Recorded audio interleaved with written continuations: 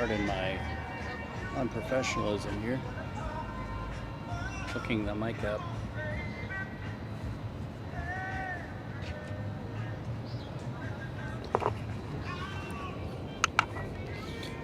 Alright, I think we're going to walk towards the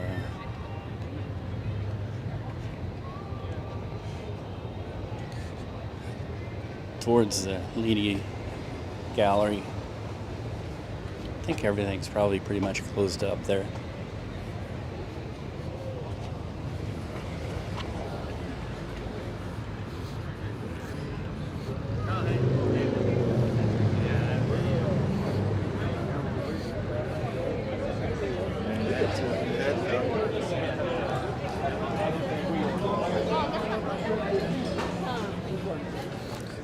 I've got two mics hooked up.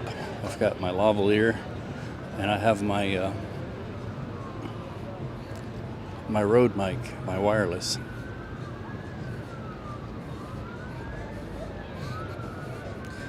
I don't know how the sound is.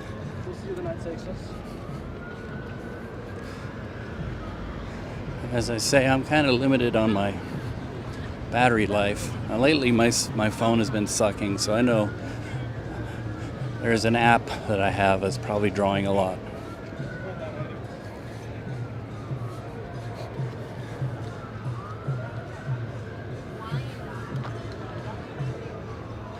There's the Hemingway.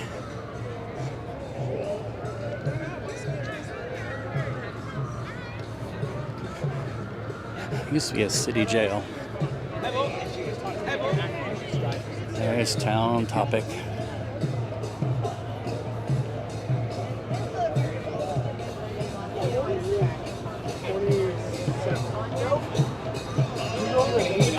Wonder if I'll get gigged. Copyright by the Hare Krishnas. I say Hare Krishnas, but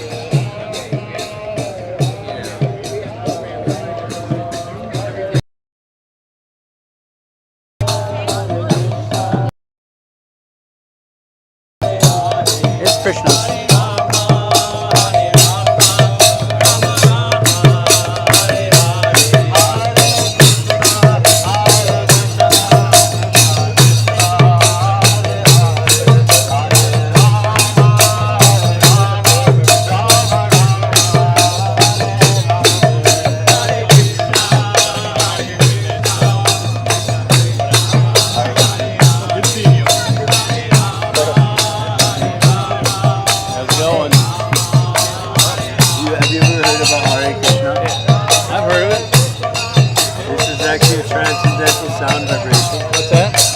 Actually a transcendental sound vibration.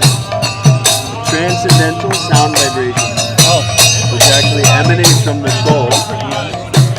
And we're actually out here trying to share this mantra with people so that they can actually taste the divine qualities of the soul. You have a YouTube channel or something like that? Yeah, I'm streaming right now. Nice. Hare Krishna. Well, thank you. Thank you. Would you like to try it with us? What's that? Would you like to try it with us? It's actually this simple. Hare Hare, Hare Rama, Hare Rama, Rama Rama, Hare Hare. You just repeat that mantra. The proof of the pudding is in the tasting. Therefore, if you actually try out this mantra, then you will actually be able to tell if there's something up. Never tried and don't know. Yep. Alright, well thank you. Thank you. Hare Krishna. Where can we find your channel? Huh? Where can we find your channel? What am I streaming to right now? Svoboda KC. Svoboda. S-C-O-B-O-D-A. Yeah, Stella Svoboda is actually who you look up. Yeah. Svoboda. It means freedom. Yep. All right, thank you. Do you happen to have a brother? A brother? No. I know somebody else named Svoboda. Yeah, it's a very common name in Eastern Europe. And it means freedom. Freedom. Yeah. Freedom is actually obtained by chanting this mantra. Thank you very much. All right. Thank you. Every Sunday, we have a nice good dinner. Okay. Nice Indian food. I mean, variety. And every Sunday afternoon. Or an hour of music, and then a nice dinner on the house. We're at 52nd and Paseo in Kansas City, Missouri. Okay. All right. Great. Thank you. See ya.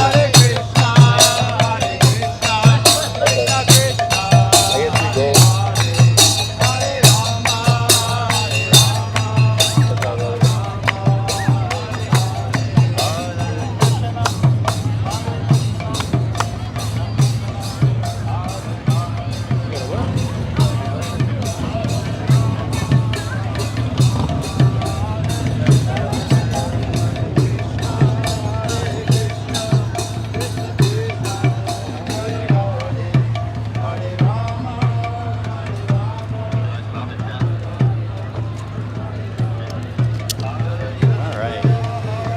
Let's see if. Oh. Saves.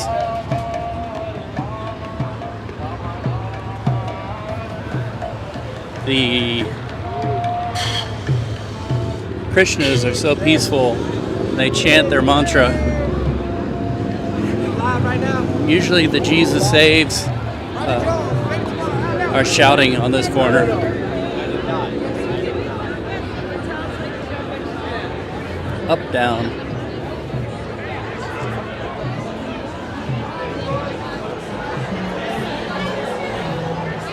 Oh. Copyright. I gotta talk over the music.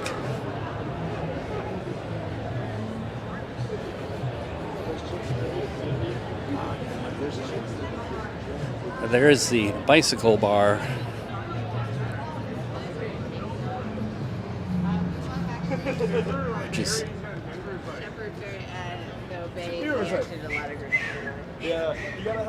Which is empty right now. Oh, the weather is beautiful. It's just a little smidge on the warmer side, but it's not humid, not very humid. So you can walk around and breathe.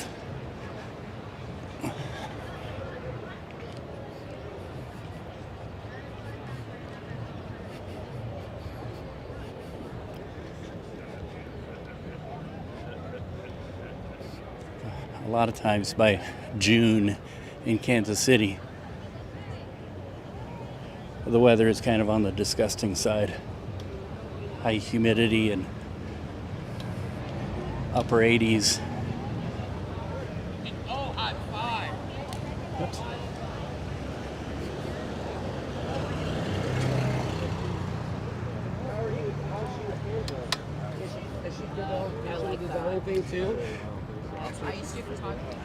Did reach upper 80s. I think it got up to 90 today, but with a not necessarily bad humidity,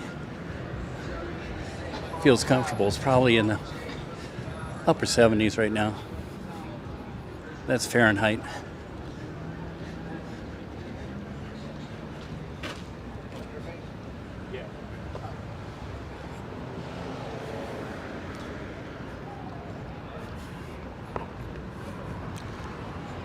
As I say, the center of gravity as far as the crowds and everything has moved, I think, more towards the east, which is where we're heading next.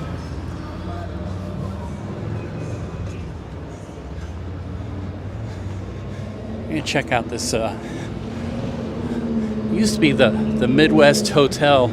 This building right over here, it's all lit up. It's a new loft apartment disaster. And the building there.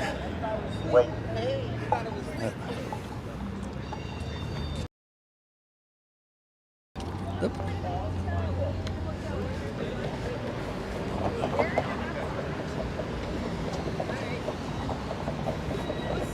Are we live right now?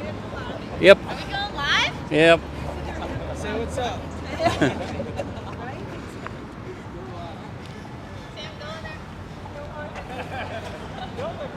I've been asked that a lot. And people must be doing this. This building here used to be a Hereford house. Had a fire, which turned out to be arson. They've torn it down and rebuilt this new, I guess it's supposed to be a restaurant. Nothing's in there yet. City Club Apartments. Just been completed this year.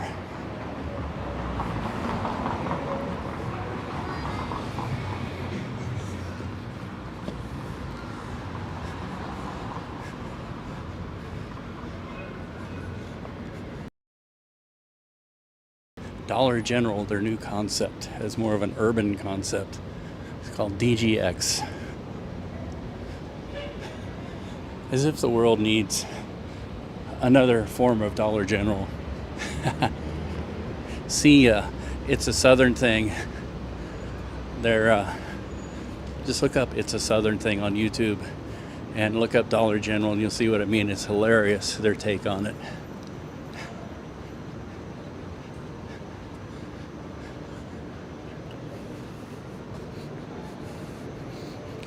We are now walking up Mean Street towards, coming up on 19th here.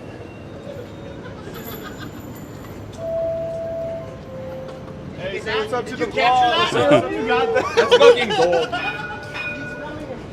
And it's obvious what I'm doing. Apparently a lot of people do this.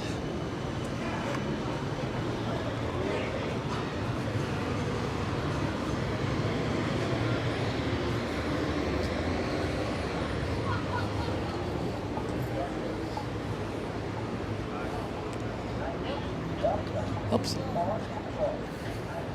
Oh wait, you said 3 minutes? Oh god. Oh my god, I way.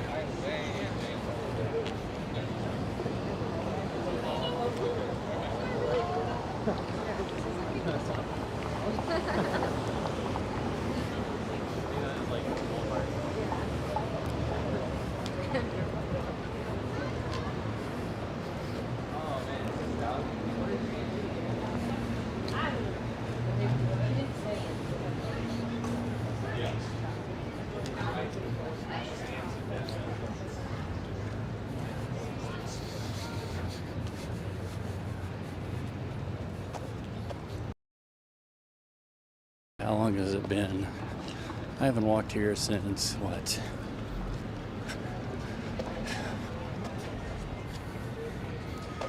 June 2019, May, June? Yeah, I think it was June. I think it was the night of the shooting. The shooting didn't keep me away. Actually, I'd kind of been feeling like first Fridays had jumped the shark then. And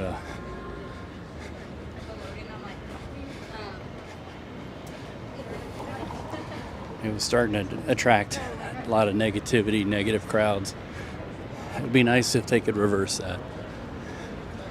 And then, 2020 beer flu hit. All right, here we go, 18th Street.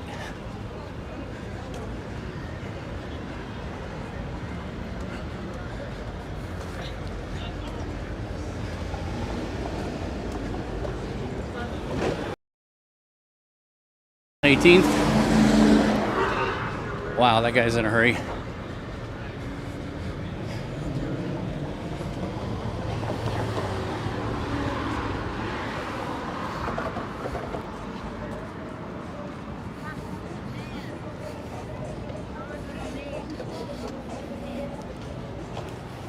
It's not made.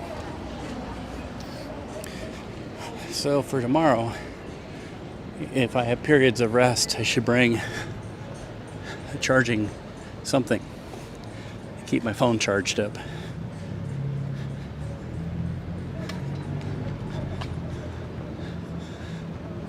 I can see all sorts of copyright gigs every time somebody pounds by in a car with their music playing. That's so ridiculous, I think. The bots should know the difference between background noise and you actually taking somebody's song and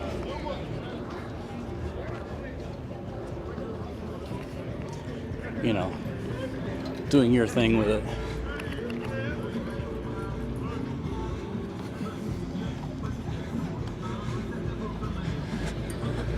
Yeah, this building over here looks empty. I don't think it's shut down because of the time of day. I think it's just empty.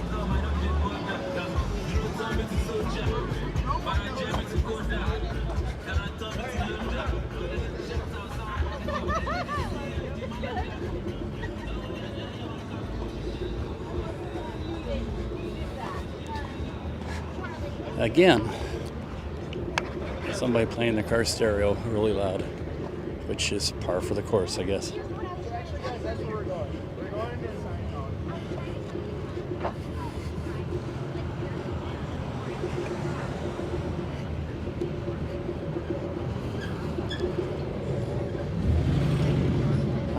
Here we go. The fire people. Well, you can approach them. It used to be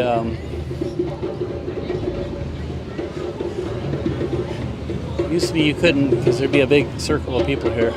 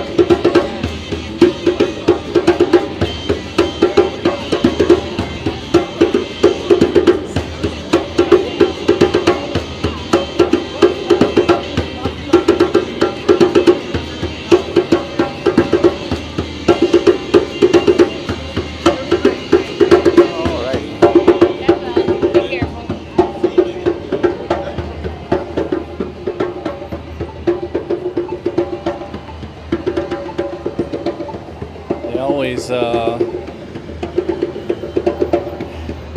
take over this corner.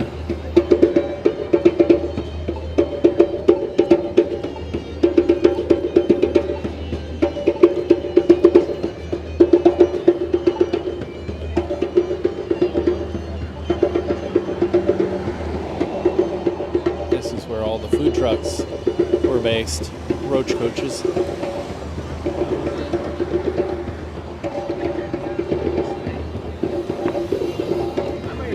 Not my personal preference.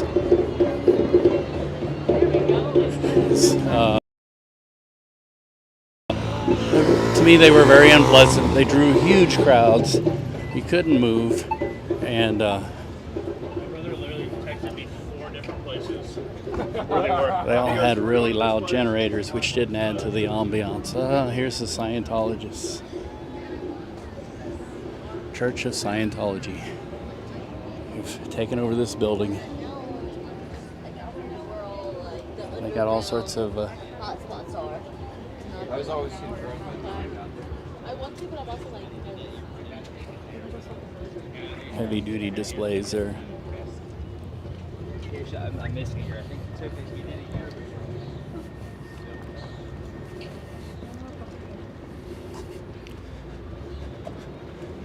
I don't know how the sound quality is. I'm pretty sure the picture quality is there.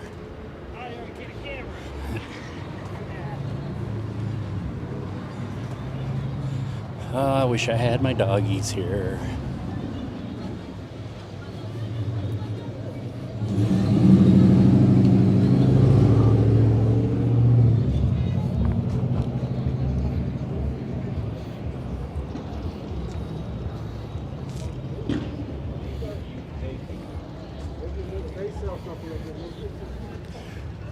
Some corner art.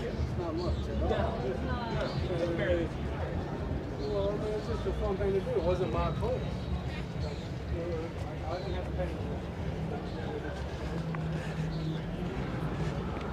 I'm going to offer up a critique based on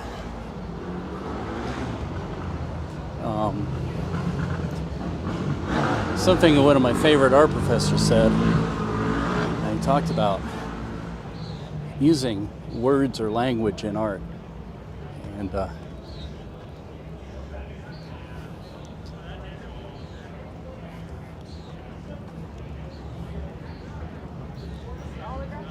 you have to be very, very careful with that, because words are so much loaded with meaning that you overwhelm the art, and you're supposed to be trying to communicate with the art. So it's very, very hard to be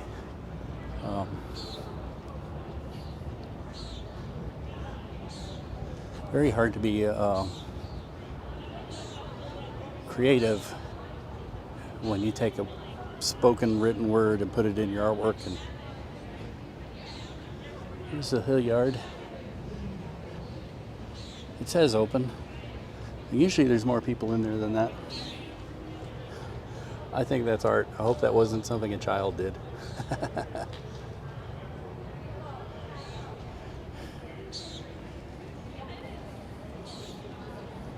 Okay, we will cross here. There's nothing down this street except a parkette. One of the things that the beerfluenza has done for us is created these little park spaces where parking spots used to be, mostly for restaurants to have outdoor seating. And I think they will become a permanent part of the landscape. Sort of mixed emotions on that. It'd be nice if some were set up just to be little mini parks. I'm gonna maybe attempt to duck in this gallery over here. I think they're camera friendly, but don't quote me on that. So if I get in an embarrassing situation, don't judge me too harshly.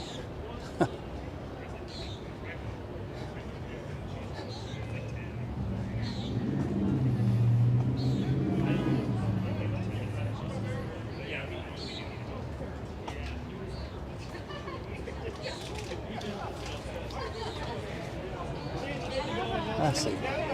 It's called the Mod Gallery. Boommod.com. Let's see if we can do this.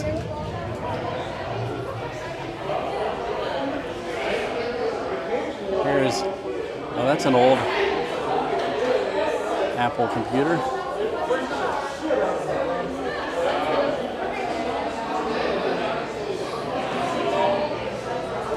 This is a gallery turned bar now.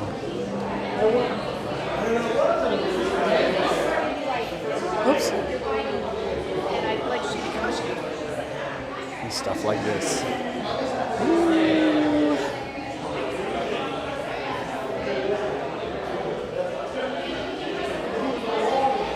Maybe I should say this is not safe for children.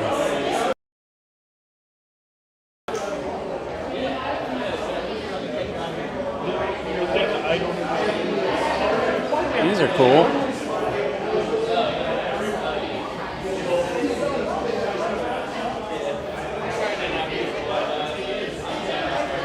Even older Apple computers.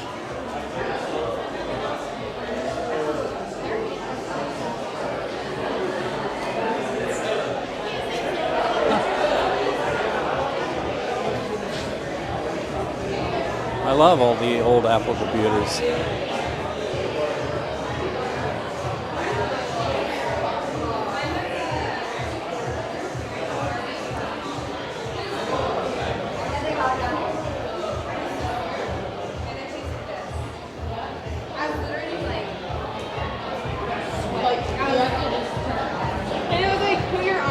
There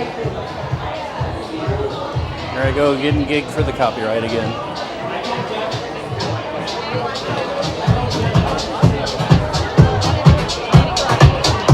Oh, what do you say? Let's go for it.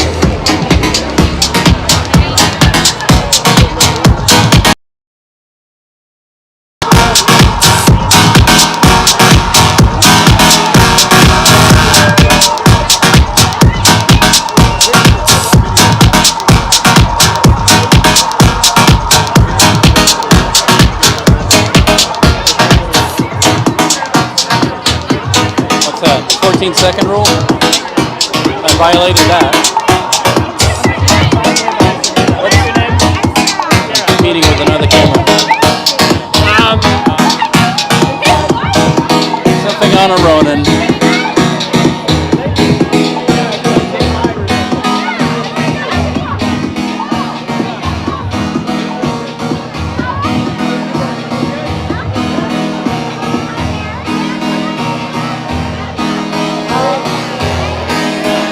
That's so you could practice your fire skills safely. Doggy.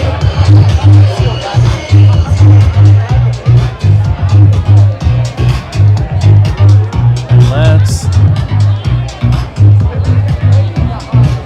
get an overview. They always do this on First Fridays.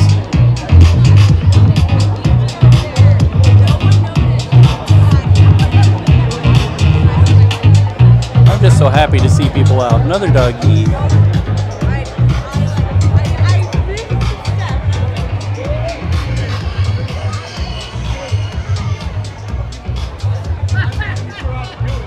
I hope all these people have gotten their shot.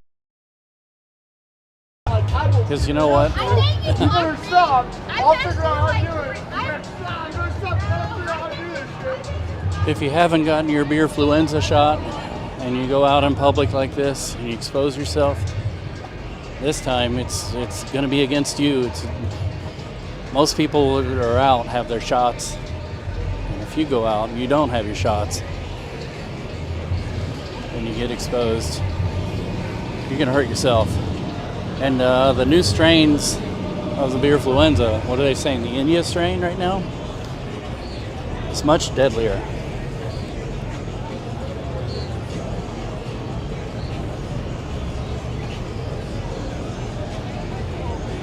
Much more contagious and much deadlier, so I wouldn't chance it. There's a couple of, looks like lowriders.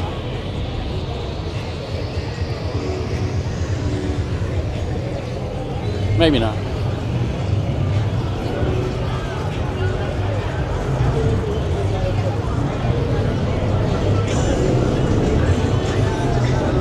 It's like a parade of them.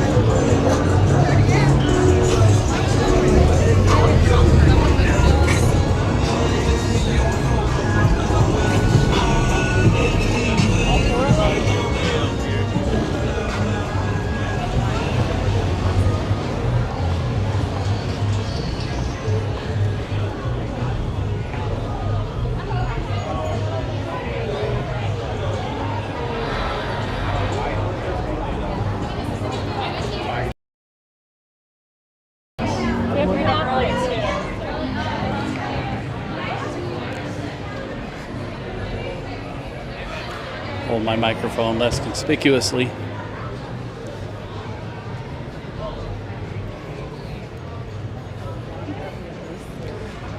My biggest challenge for tomorrow, I think, will be trying to figure out how to stream to the right place.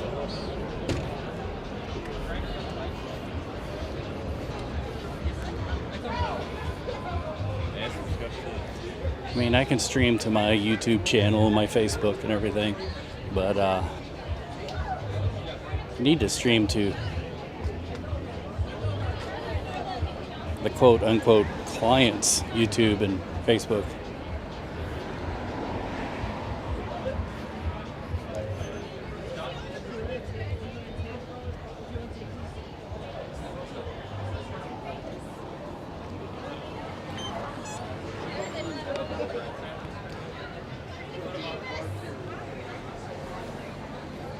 All right.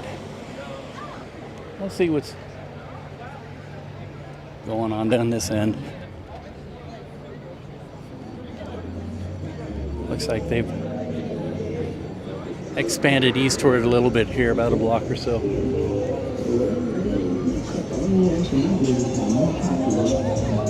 This building here, the whole corner collapsed, and I'm happy to see they've rebuilt. Oh, let me see here. Talking about checking out galleries. It's been quite a few years since I've been in this building.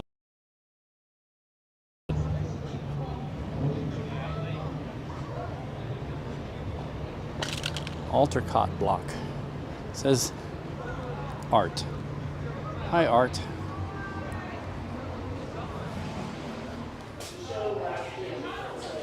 See if I can trip up the stairs here. Again, no guarantees. Ooh.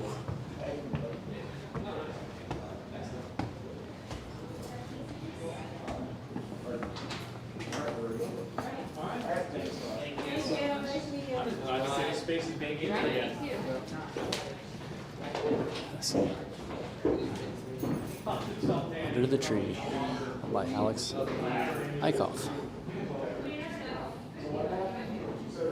So he used to live in that apartment right there with all these people just came out. And he locked his basement on the rotating door. So he has a front car.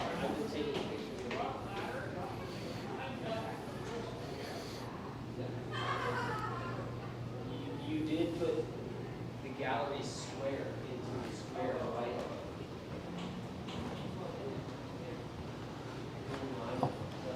What's this?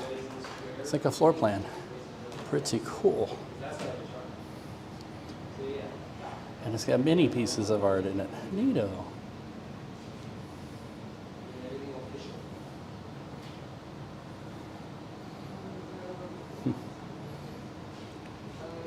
I like this. See,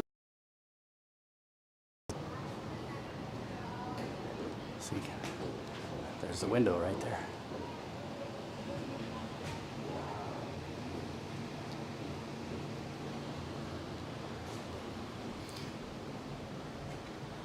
Oral pleasure, courtesy of Daniel Young. I'm not getting any oral pleasure, so.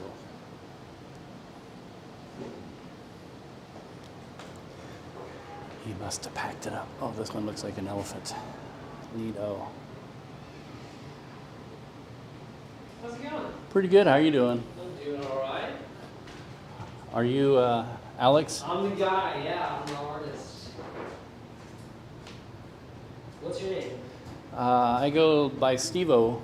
Steve-O. Yeah. All right. But I'm not the MTV Steve-O. That guy's weird. Yeah, I could.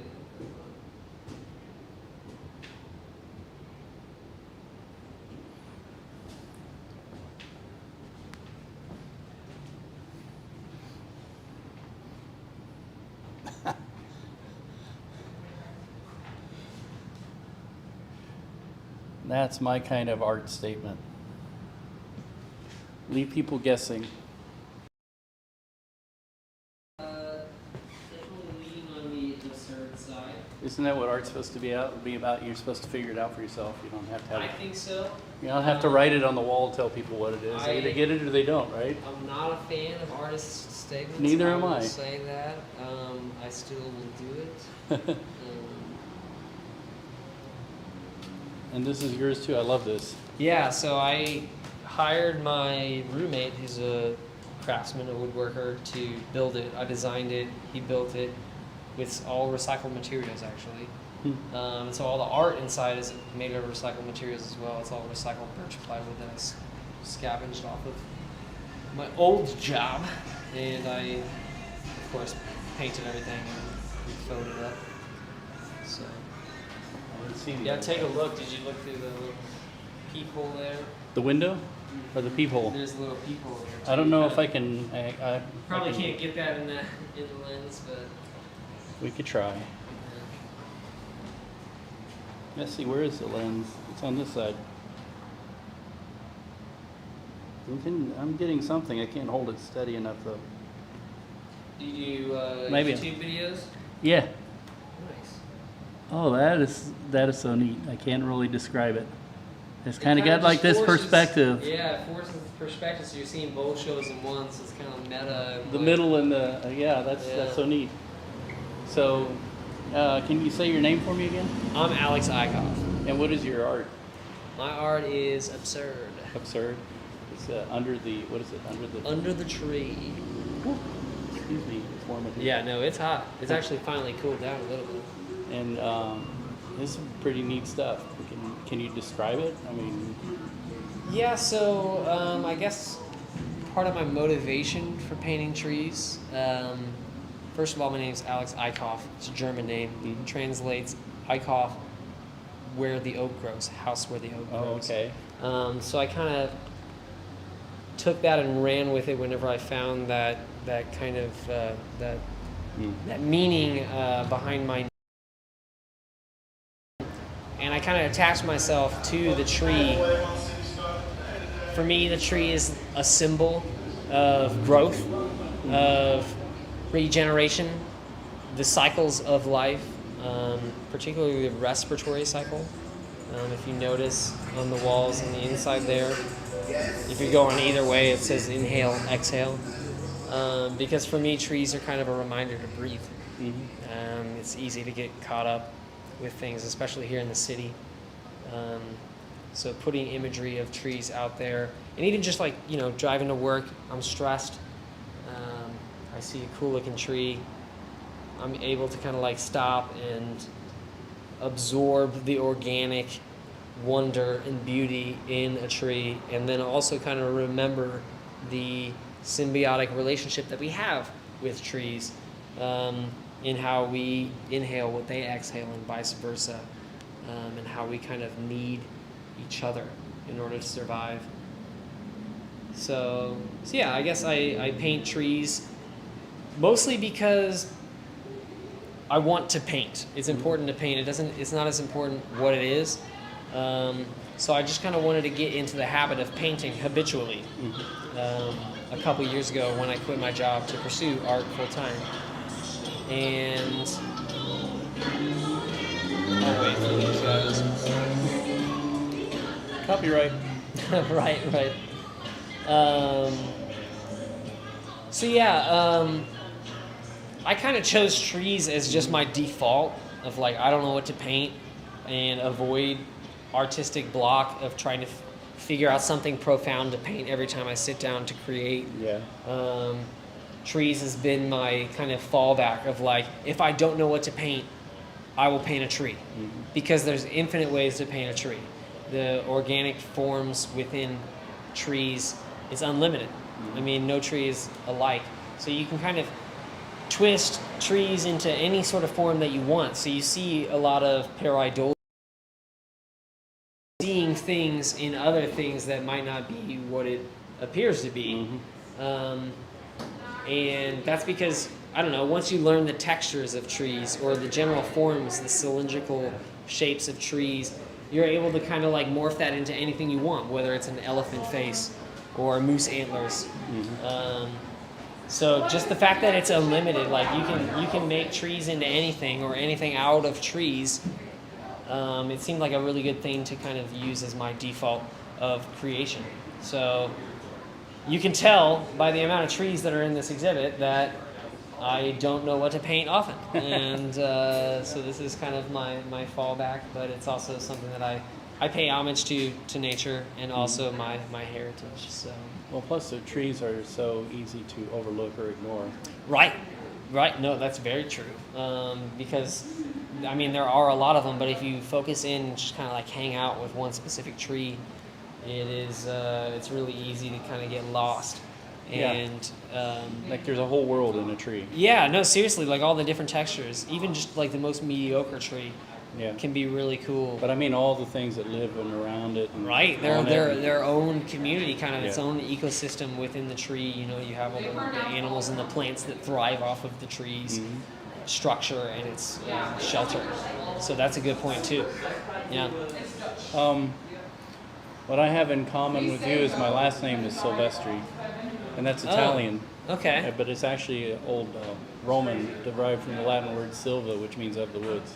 Oh, nice. Cool. That's cool. It's a very common Italian name. Okay, so are you into trees and forests and spend a lot of time in nature? I'd like to get out more than I do. Right, same. Same. I do enjoy going and hiking through the woods and Right. exploring trails and things like that. Nice. Well, anyway, thank you very much. Yeah. This is live streaming, by the way, but it's also recording Oh, okay, cool. on YouTube and on Hello. my camera. It's the wonders of technology. Yeah, And I'm very experimenting so I can do another live stream tomorrow. Oh, okay, cool. Right on. I know what that's like. I try to do video work of my stuff.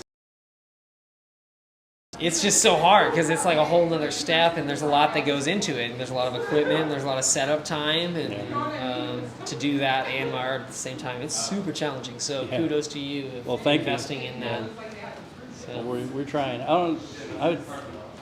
If I only had a stand, I would love for people to see what this really. yeah, I like got it once with my camera, and it was really hard to do. Like, I got Yeah. it perfectly, but Yeah, the gimbal will stabilize, but the closer you get to something, the harder it is. yeah, It doesn't stabilize up close. Yeah, like focus issues. It's more for movement, make your movement Right. smooth. Right. Well, anyway, thank you. I'm gonna be Right moving on. All right, Steve. Nice to meet you. And if you want to look me up, I'm under Svoboda. Swo. SVOBODA. SVOBODA. DA. Yeah. YouTube. Actually, it's YouTube Stella Svoboda. Look up that channel. Okay. Okay. Cool. It's named Yeah. after my dog. Yeah. Did you get a card? Because if you follow me, then I'll recognize it, Okay. All right. and I'll know it's you. And That's me. there we go. I should have got you this way. The lighting's so much better here. Oh, is it? Yeah, like all the lighting for this. Yeah, you were kind of backlit over. Yeah. Plus, my hair is like it's like a tree canopy itself. It just like casts shadows on my. Mine is my like a face. desert. Mine great. of the woods on the Yeah. dome. All right. Thank you very Cool. much. Yeah. Thank you. This year, neon bodies of shaking assets to Cardi B on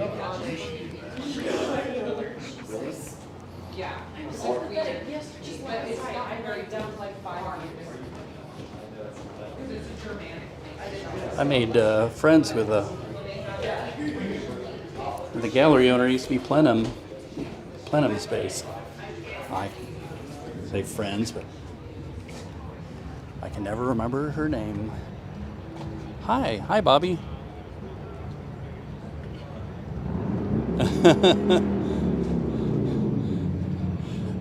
I am half debating whether I should try and go to one of the major galleries, which is the well, my batteries hold up, which is what's the name of that? There's more copyright.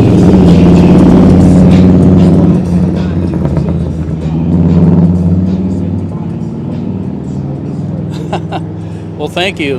How's the audio?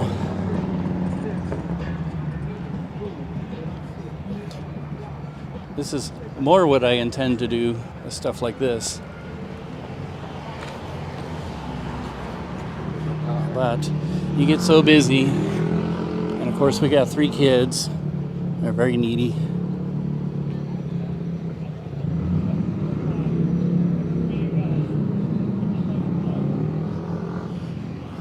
You should get out. It's a beautiful night. I don't know if it's an alley here in the crossroads. You know, this is usually probably the busiest for First Friday. It's June. It's like, I think the pinnacle of the year, and this year.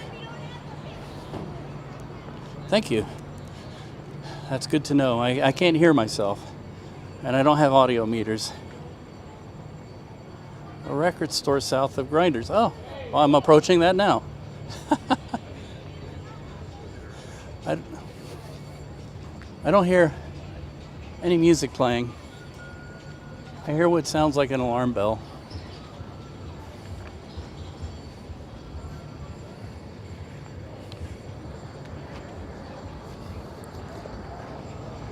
Yeah, that alley over there, if that's at 1, it says welcome to the crossroads. It's nothing happening there. Like I say, beerfluenza has really kind of done a lot of this in for now. I'm sure it'll come back, but people are still uncertain, and you know, they're still not ready to come out, I guess. Maybe everybody's home watching Netflix. What's on tonight that's so binge watchable?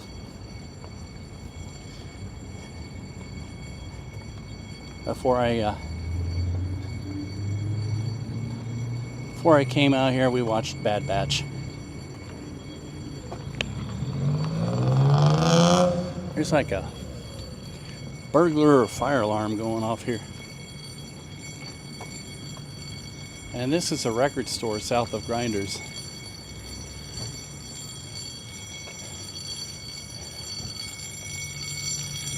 This is a punk band that's so punk, this is their music.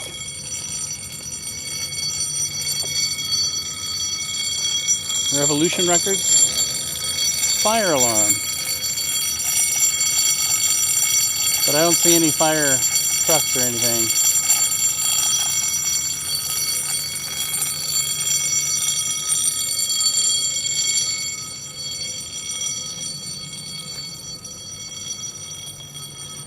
Yeah, most probably. The only concert we're getting out here is the sound of a fire alarm bell. Kind of entered an empty street. This is all new. This was not here the last time I was, which, well, I mean, you know, for First Friday, I'm probably just noticing this now. I know I've walked my dogs through here. But I'm noticing all sorts of these new modern loft apartments.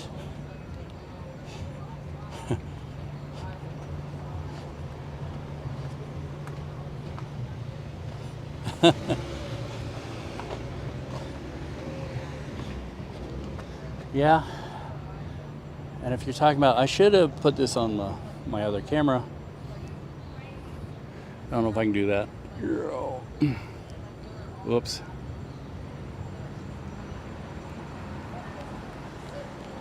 There we go. Yeah. This camera is so much better, but it's not as wide. But now you can see. And here's the alley that, if there was a punk band, they'd probably be playing right here. Punk rock in an alley.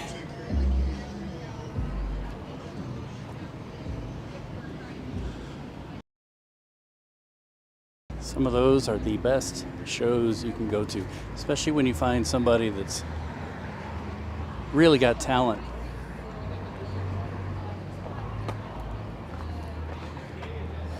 When I was down in New Orleans, speaking of talent, I don't know if they're still together. I haven't seen too many videos by them lately.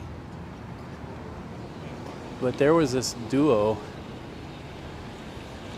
who played around the French Quarter named Tanya and Doris. And I missed my light. Tanya is a extremely talented violin player. And Doris is her accompanist. She accompanied her on guitar. And they drew huge crowds wherever they went.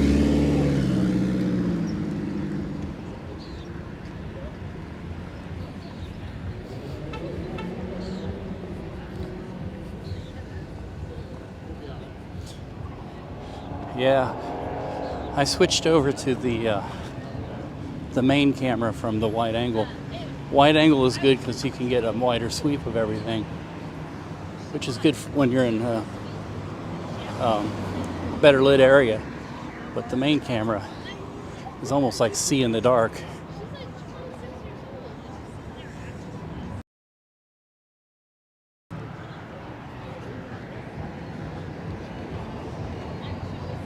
I always get lost looking for that gallery, so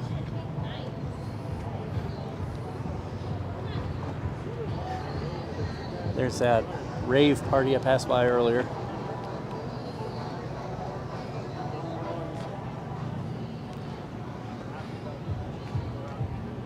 If I stumble upon it, I'm good to go. If not, then they might not be open now anyway. The crowd's so small. A lot of places are just shutting down early. And that could be why the crowds are so small. More of this may have happened earlier in the evening.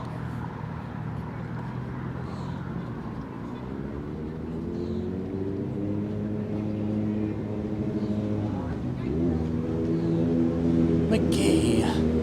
I'm picking all the side streets now.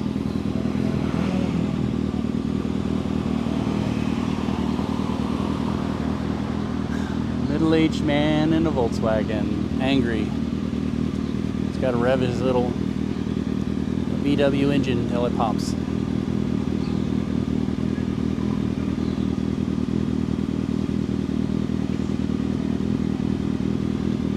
Yeah. I wonder if I went in there with this rig, if I would be sent out by security, or if they would just be like cool about it. I mean, I guess if I were more professional, I would just arrange it beforehand, say, hey, I do this vlog, and would it be okay, yes or no? But there's a little bit of fun in, you know, what's the adage?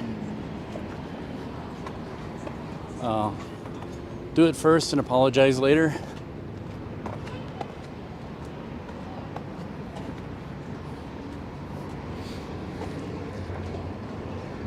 It depends on what it is and who it is. Yeah, sometimes it's just disrespectful.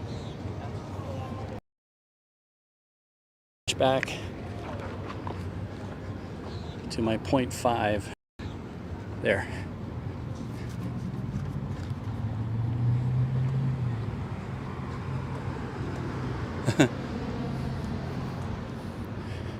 No, I'm not on vacation. Just a weekend. We did a little trip up down Route 66, Southwest Missouri. Here comes the. I got to talk over this music, but here comes the bar bike.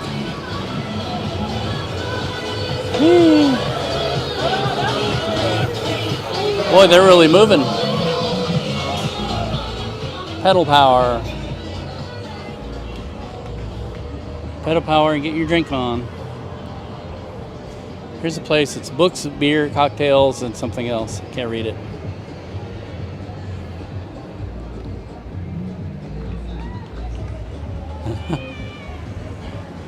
Oh. Yeah. At my old place where I worked, Wednesday was Hawaiian shirt. There's a one wheel.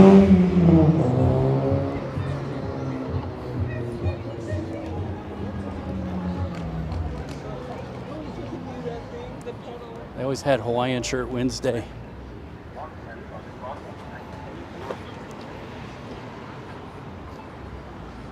I think that's because most people never had weekends off, and so Wednesday was usually everybody's de facto Friday.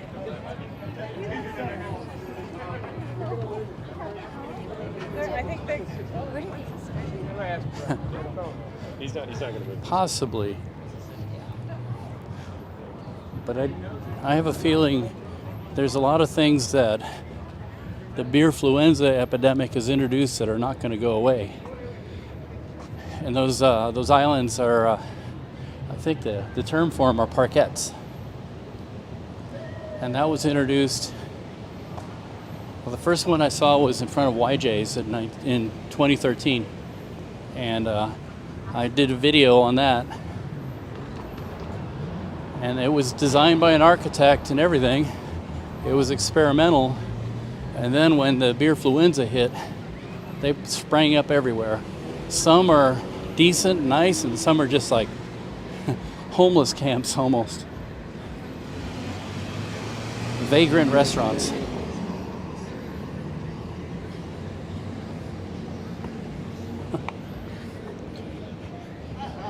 And I have mixed feelings about them. I would rather see them used as mini parks, you know, as sort of an attraction, but also a place to give people respite. They can sit in the urban environment, that greenery and nice and peaceful. But now they're, as with everything, super duper commercialized.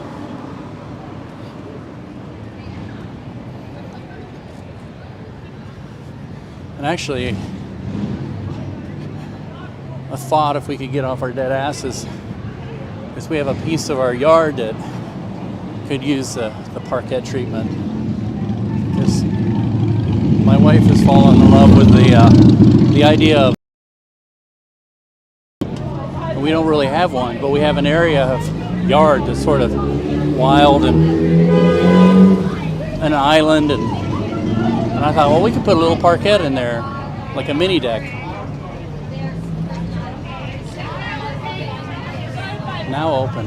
This is a bank. I don't know what the draw of this corner is, other than we're waiting on the light.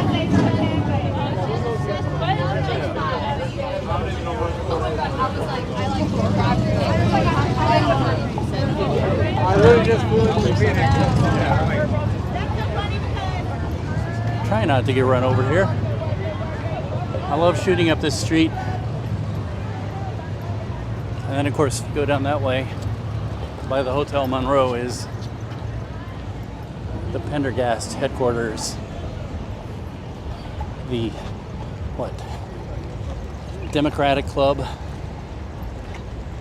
The political machine that used to run this city. Krishna's, yeah, I don't know if you were watching when I talked to the Krishnas over here on the corner. I passed by him in the car and I was like, are those Krishnas? And then, whoa, lights went out. And then when I approached him in person and they were singing Hare Krishna, yeah, they're Krishnas. Interesting.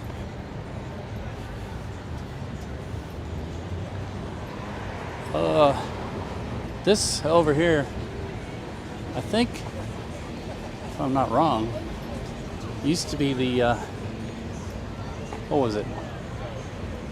Art Institute Extension. Now it looks like it's Restaurant Oyster Bar, Farina.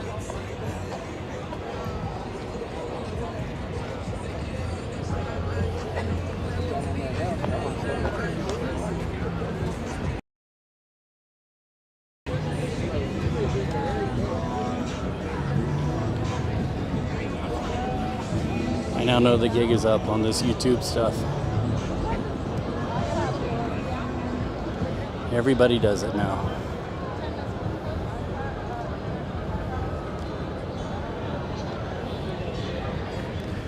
For better or worse, I ate over here this morning.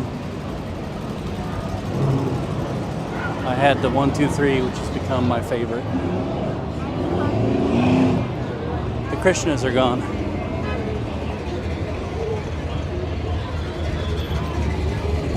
I don't think there's much going on this way, but I'm more or less kind of heading towards my car.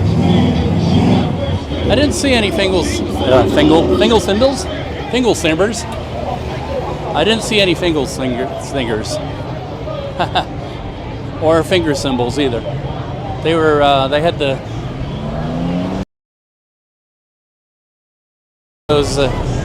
I said low riders, but I don't think they are.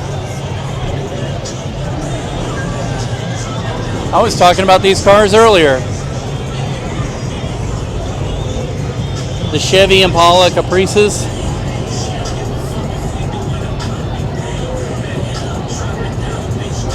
From the 1970s. But the one that I was talking about mostly was the Chevy Biscayne from 1967. It was the car my dad had when we drove across country. It's another Impala.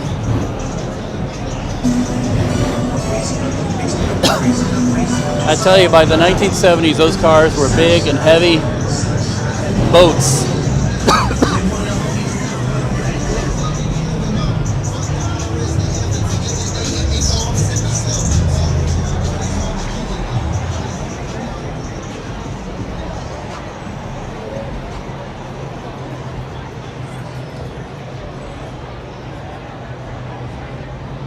Well, I guess YouTube will have fun with the copyright and stuff. I mean, I wish the bots can distinguish between background noise and you actually taking somebody's song and trying to make it into your own without their permission.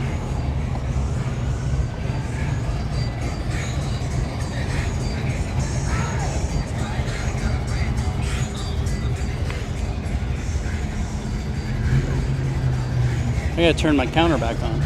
I have actually a counter on this app, which is what is it, Pinnacle? Tells me how long I've been streaming. It gives a little bit of an indication as to the health of my stream.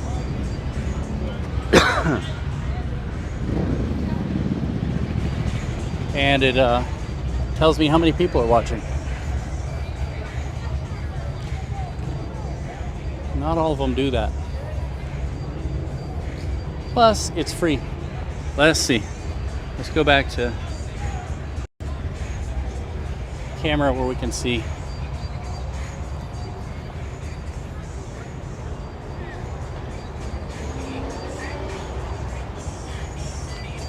Well, I think if I charge all my batteries up, I'll be fine tomorrow. I've been streaming for over an hour. I haven't had any real issues that I can tell. There's something about one thing I don't like. I don't know if it's the iPhone that does it or if it's the like this alley, or if it's the app that does it. But I don't know how often, frequently enough, it cuts out and then comes back on. And that's not, I don't think that's the quality of my internet.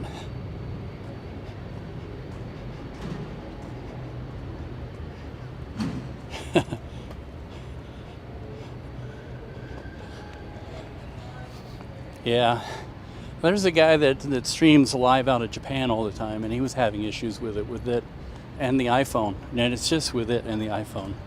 So I think it might be a buffering problem.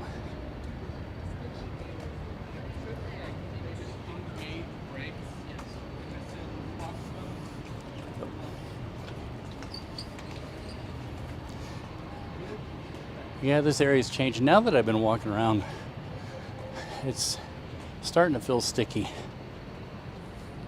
This area's changed. Now this is a new place in here. I remember when all these were just essentially abandoned buildings. What is this? Today's special. Yes, it is. Oh, today's special, like as in today is special. I think that's the name of the restaurant. Our pet store is still here. There's a doggy daycare over on the corner that's gone.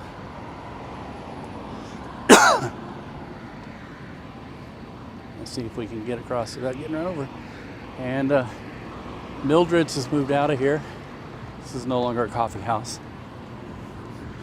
And now it looks empty. Mildred's has moved onwards and upwards.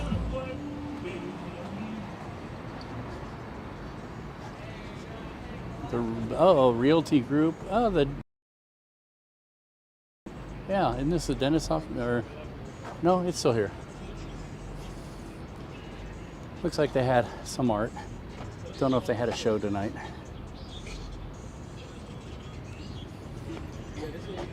Here's one of those parkettes we were just talking about.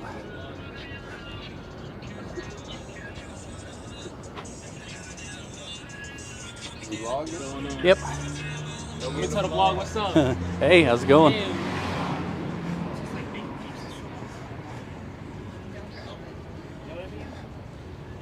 There's a pallet parquet.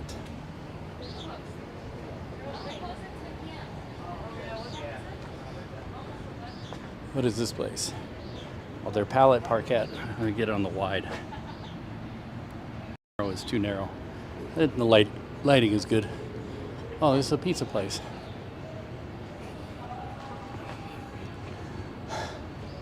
I mean, this is what I mean. Just kind of hastily constructed and made out of pallets, and probably much better than I can do, but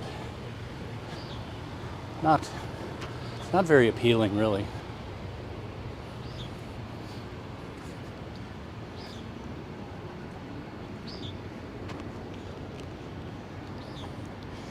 I'm going to head to the car and then maybe drive a little bit. I got my walk in, as I always do in these Crossroad First Fridays. I listen to the police scanner and then head on that way. But I'll stream as I do so. There's a building where I spent a lot of time. Missed the place. But no vacancy. Stay here, no vacancy. I wonder if they've made this. It's like a Airbnb type thing, or a hostel. I don't know if there's any hostels in Kansas City. I know there's a lot of hostiles. This street, about this time of night, would start wrapping up, but not like this. This street on a First Friday, especially First Friday in June, you could not move down the street. And not because they have it blocked off, but because there'd be so many people here. I mean, even the alley shops are not.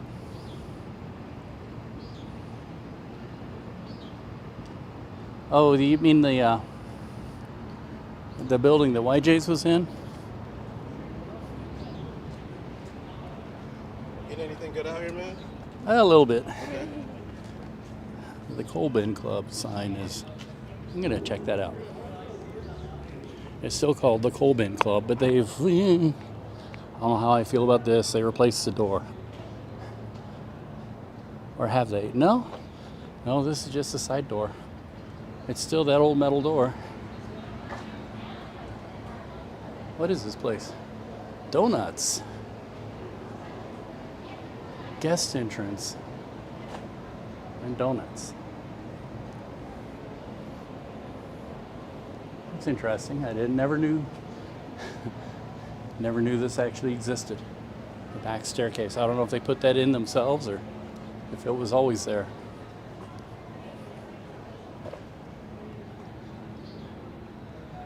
And the Bauer Machine Works is shut down. Anyway,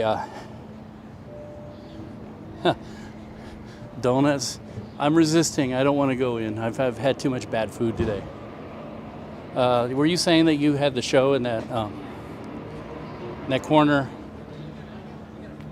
Because it was I knew a girl that worked in there for a while. She likes to do dress up. What's her name? Victoria is her first name. And she sort of had the backspace, and she was working for somebody, but they did a lot of perfumes and stuff, candles and things like that.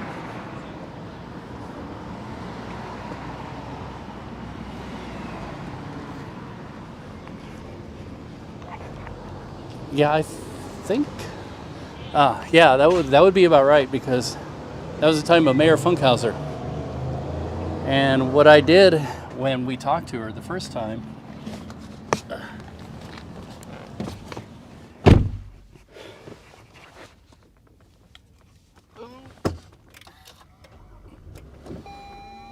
all right, I'm going to be uncivilized here for a second. How do I do this? Am I oriented the right way?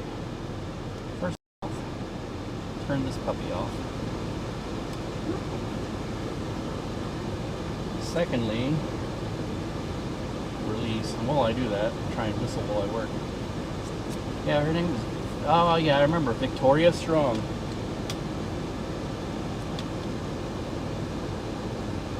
Okay, I'm going to unplug my microphone for a second here. Hook up my other microphone.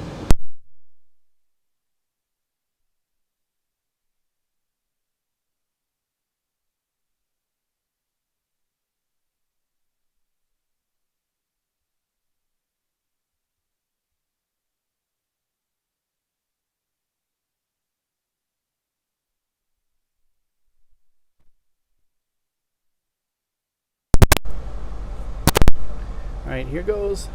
Plugged in.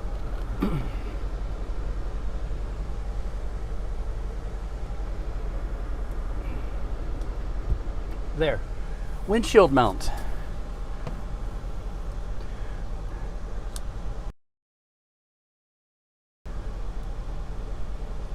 Yeah, Victoria Strong worked there for somebody, she said. There's a video that I have of Mayor Funkhauser and his wife when we toured around the crossroads. And he was very, he said he supported, he loved the art. And so I asked them if they wanted to come out and I would shoot video of us walking around, and they said yes. Sort of like what I'm doing now. Pardon me, my Rode microphone, the transmitter does not like to turn off very easily. Sometimes it doesn't like turn on, sometimes you have to be very patient with it.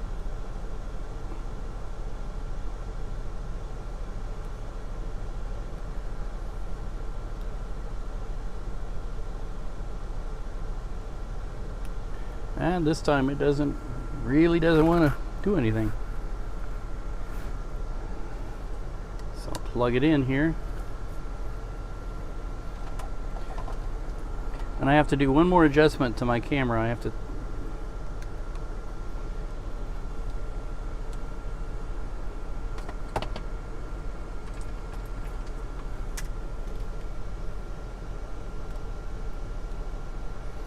all right, the receiver, will it turn off? Yes, it did.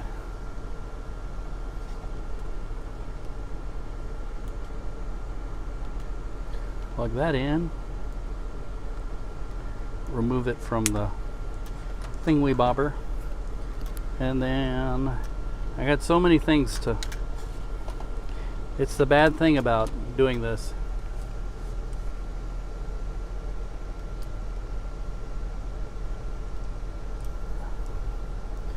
Yeah, I've gotten fond of them too. Their shotgun mics are excellent, and they make one that's very inexpensive. And they make pro gear that's inexpensive, pro level gear. And pardon me, I'm going to unplug and plug again this time so I can hook the camera up to the car.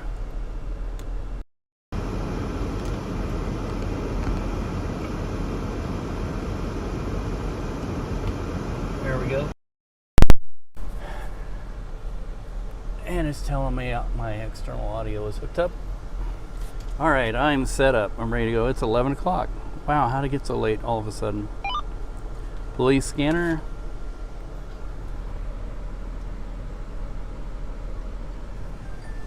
I made that investment in the police scanner. I'm still trying to figure out how it works, essentially.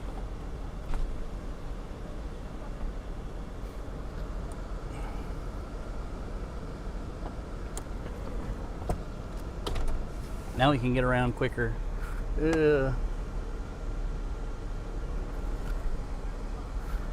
I should do something about this.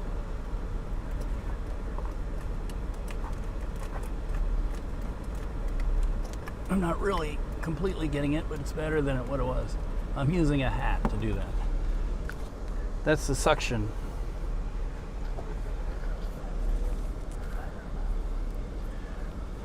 Yeah, I just today I just made a purchase of the. I'm so impressed with the video. What's this thing called? Rode Go Mic. That I'm getting the Go Mic 2. Oh, there we go. Turned off my. And that's so I can have 3 wireless mics hooked up. Oops.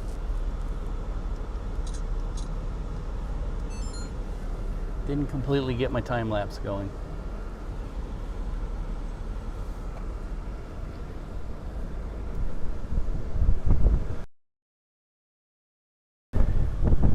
The single transmitter, single receiver, and I got the double, so that now I'll have 3. I worked for years and years and years for, I'll say it out loud, I worked for Channel 4 as a news photographer there, and the wireless they gave me was a piece of junk.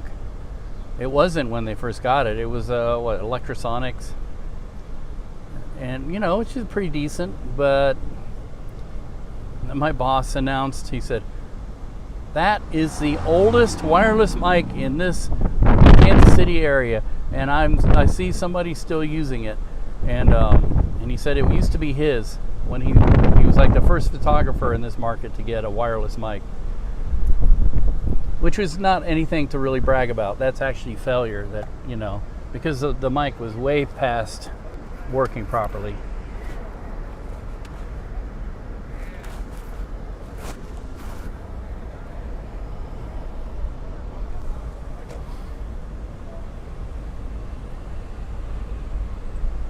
Oh yeah, actually the 360 cameras, you can get fairly decent ones, but they still have issues. They're really not quite there. I have the what's it called,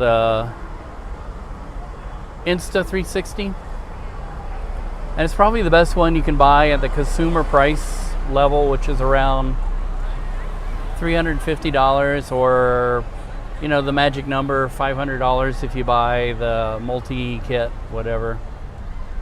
And it's okay. The app is fairly easy to use. There's some things I don't like about it, like you have to use the app to get your video out of it.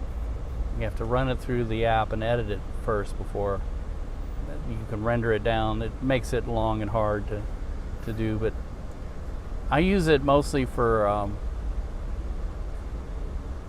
getting weird shots, action shots that I couldn't get normally.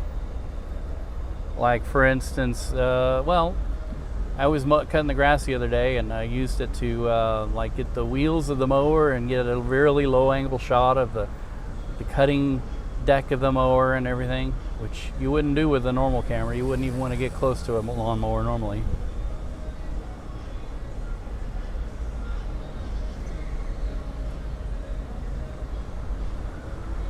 Pick up from the station 240. Oh, there's the scanner. I was beginning to wonder. Non-extraditable traffic offense through Mule.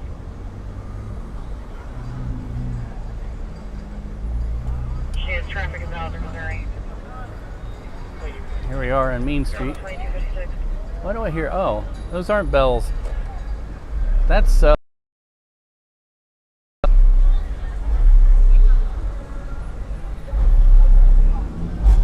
yeah, I get you. I guess I never really kind of finished what I was saying. To really get that stuff to work right on a professional level, you need something that probably costs closer to $4,000–6,000. And then I think the workload it creates for you is pretty hardcore. It's not just investing in the camera, it's also investing in probably a computer that can handle, and the storage space and everything.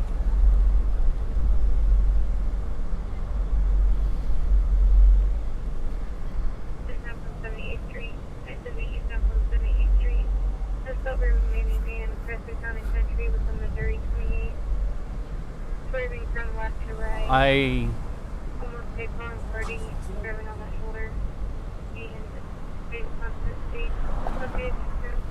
yeah,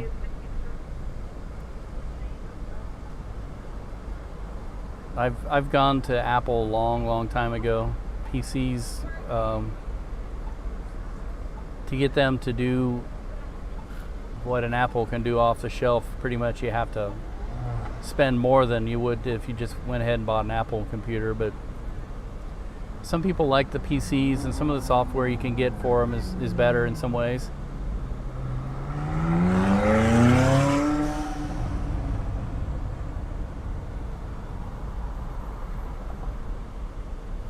Yeah.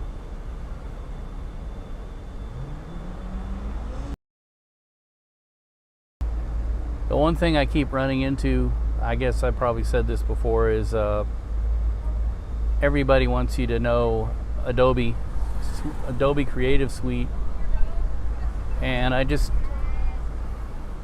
kind of like, I use Final Cut Pro, and sometimes I dive into Motion, very rarely. And look at these little things. I think these are rentals. But the thing about it, Adobe, is that they make you rent it. You can't own it, and it's just not really cost effective unless you're really working with it professionally. So again, a thing I wish used to be back in the old days, in the 80s and 90s, if you wanted to get in this business, you had to work professionally. Well, the only way to get into the business was to be a professional, and that's circular. You almost had to know somebody in order to get it to work for you, And the big thing was rental of equipment.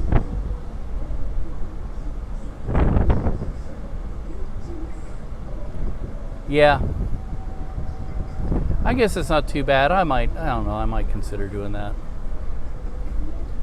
I understand that Adobe Premiere is actually easier than Final Cut, and After Effects is probably much easier than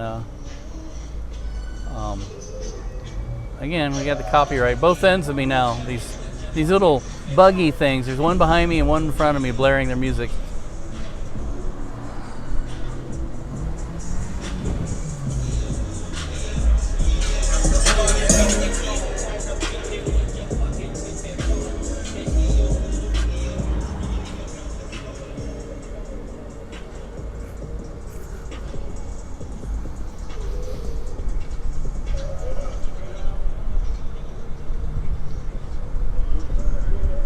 What I'm considering doing maybe is a $55 a month air card or a SIM card, possibly from AT&T, which I don't know how good that'll be.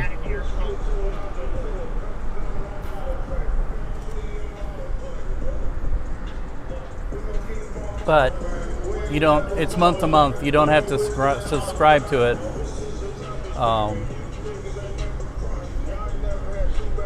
I'm heading over here to the 18th and Vine District. Oh, really? Hey, it's Rhyme Times 816. Does that mean you live in the 816 area?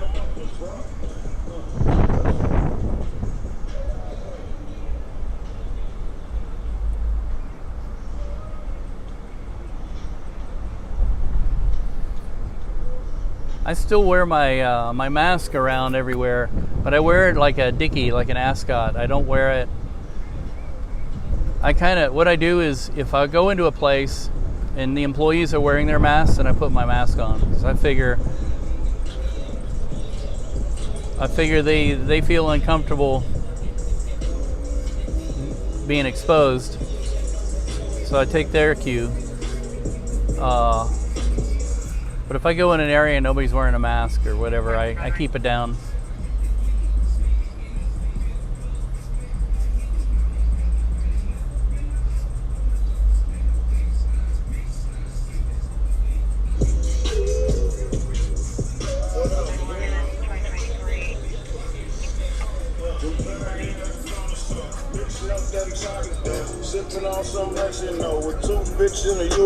They've blocked off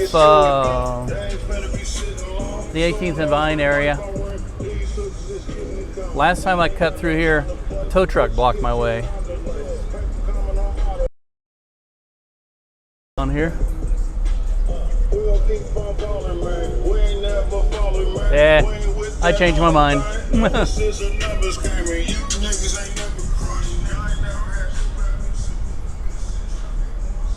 Changed my mind.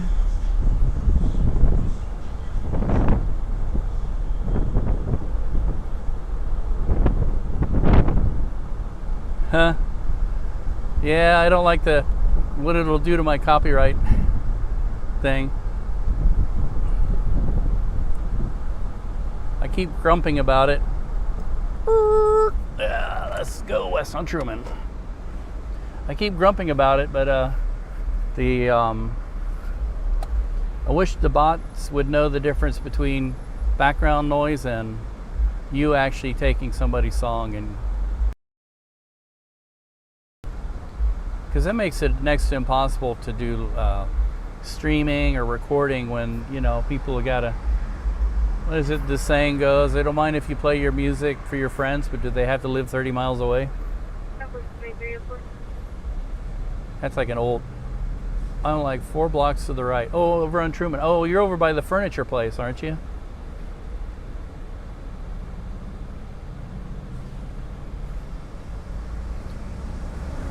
Well, you don't have to answer that if you don't want to give it away. Gotta always protect our security. Oh, that's a...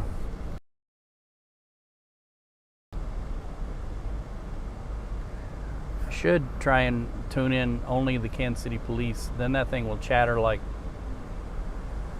nobody's business.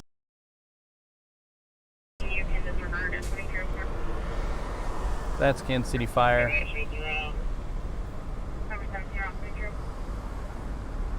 Humper 17 at Quick Trip.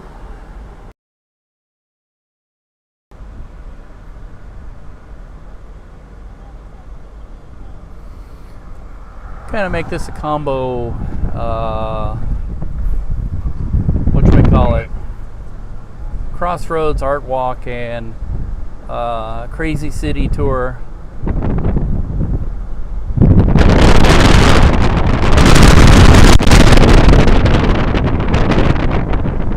Independence, Missouri. I used to live there. Sorry about the wind noise.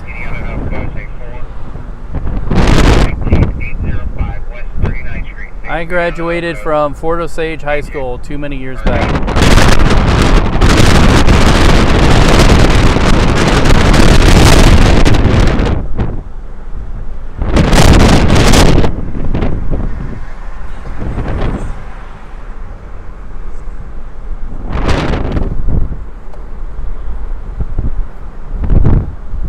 Let's see if we can pick up a little bit of downtown here.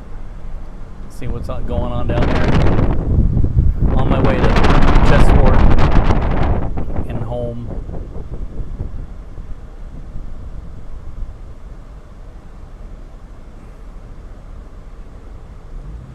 Boy Scout Camp Osage. Camp Frontier.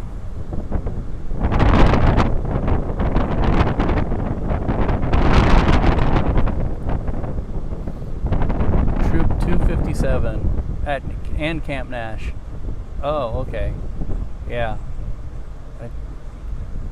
That was Camp Frontier, Atro Bartle Scout Reservation. Osceola, Missouri. Actually, Iconium, Missouri. But it was the nearest big town was Osceola. We call it bigger than Iconium. 405 Mary Boy Frank. 405 Mary Boy Frank. We loved Iconium for its soft serve ice cream. That was our favorite Boy Scout night. Go get soft serve ice cream at Iconium. 9110, go ahead. The 05061 1042, please. But I also did Camp Nash as a camp counselor. I never went to Camp Nash. Our troop was actually divided between Nash and Bartle. And we were able to get, oh, look at these weird pipes coming out of the county courthouse. That's because they're a big air conditioner problem, keeping some of the courthouses air conditioned. It's an interesting solution. Hopefully that's not permanent. That looks like something alien is happening to that building.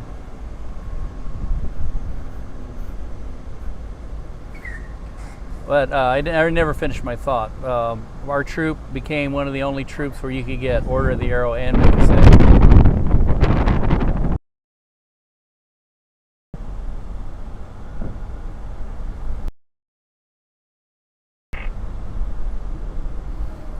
All right. Let's cruise down the heart of the... Oh, no, you can't. They got it blocked again, as always. Well, that's good. I can hear it from here. It sounds like a sewer.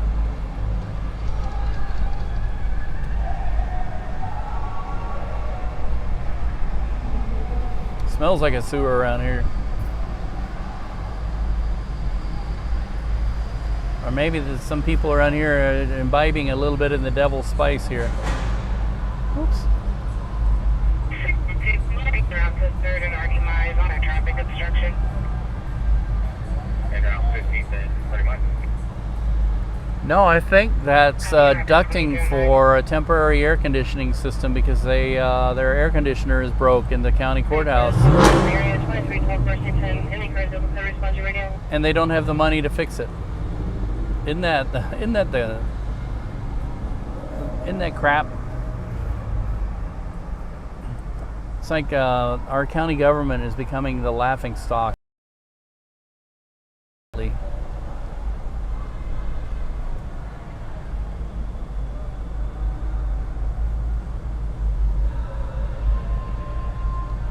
At first they start to assess people and overcharge them suddenly on their taxes, forcing people out of their homes that they've lived in for years, and now they don't have any money to fix the air conditioning in the main courthouse where all the trials and everything happen.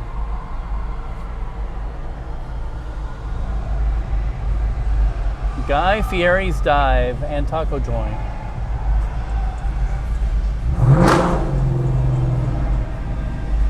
I haven't watched Guy Fieri stuff in years.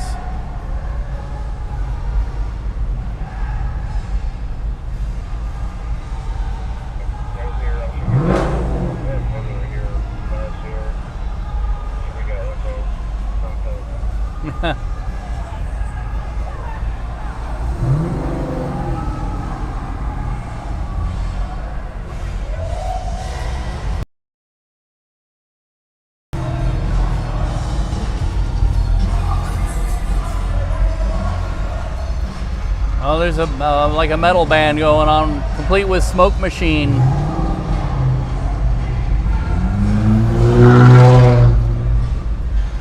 A lot of hot rod cars. Vroom vroom.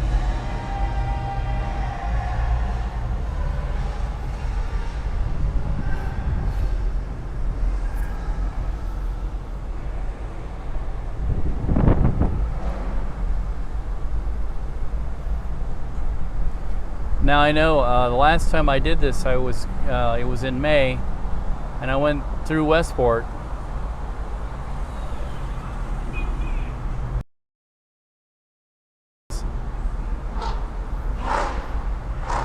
Well,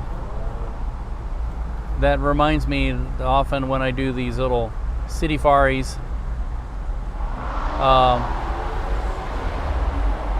I cruise down the boulevard, if you know what I mean. Independence Boulevard.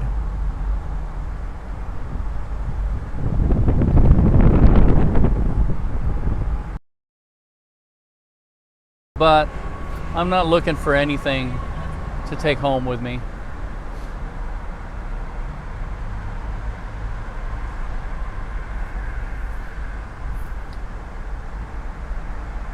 These days, all the sex workers, the vice squads have up the main avenues that the sex workers now work in the neighborhoods, and you don't see the actual workers themselves. You see these businessmen standing out on the street corners looking for customers for their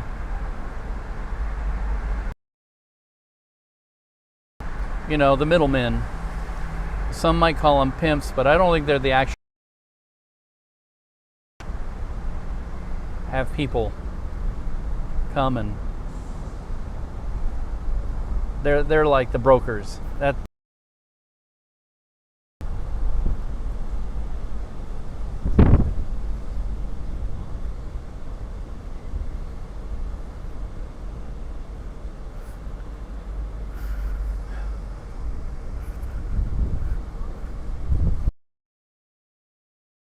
to the crossroads.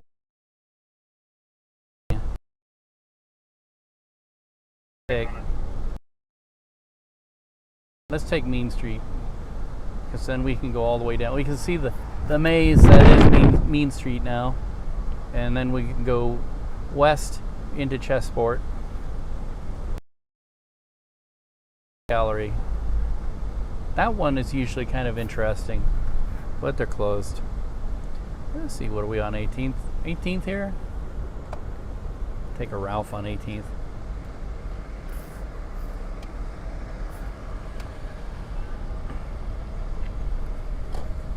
I'm thirsty. I could use a drink of something. And not coffee. A cold drink of some sort. And not iced coffee.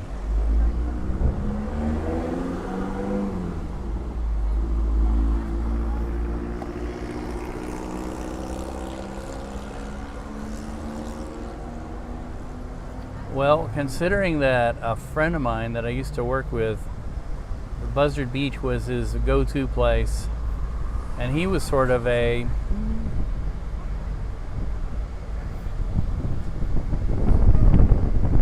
how would you say he was? I wouldn't say he was a punk rocker, but he was definitely not middle of the road person. I only went there once. That'd be they usually cruise through here. I'm surprised they're not here tonight in force. There's a whole parade of them that cruises through here. I'd love to get one of those buggies, actually. 9191 North Ambassador Drive, room 206. Now, Facing A3. Minute 516. 9191 North Ambassador Drive at Tiffany Springs Rip. here's an old Impala. A3. That would be the top of the line Impala. It's got the 3 lights. That's the type that's like a 1959. No, that's a 1960, I believe. Yeah, 381 Northwest Road Short Drive. With the gull wing tail fins. The drive is going to be a disturbance. KGPD had another one open line. Disturbance. Pretty stage was going to get a 9mm and shoot them out party. So this was just a phase 2. Yeah. Had gotten. Is it gone forever, or it's been shut down for quite a while since the fire? But I thought they were planning on rebuilding. Is it gone forever, or is it just taking it a while?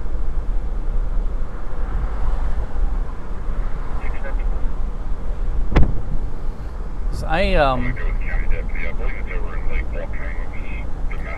I know Chad Mize.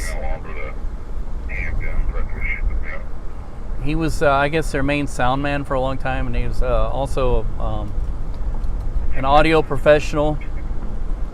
Did a lot of things, recording and stuff like that.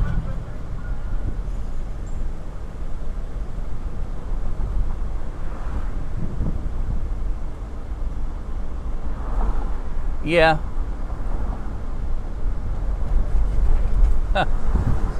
The funniest thing is this place up here called Buddy's, which, yes, I know it's a gay bar. But to me, that one has more of a Moe's Tavern feel to it, with the decorations and stuff. And I'm sure the relationship with the owner, bartender, like Moe's.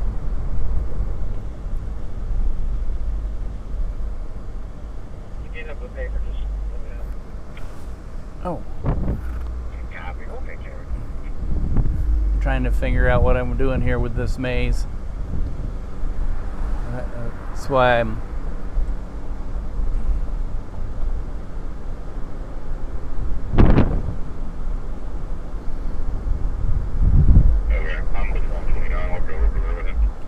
Yeah, he used to play in a band too.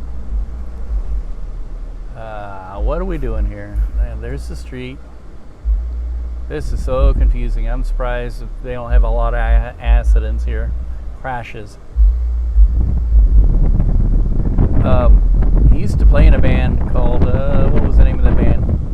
I think he played in several, but he played in, back in the early 2000s when everybody was really getting into funky stuff.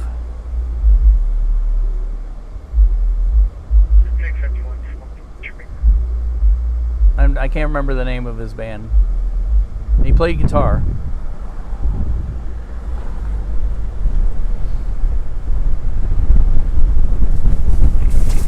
Oops.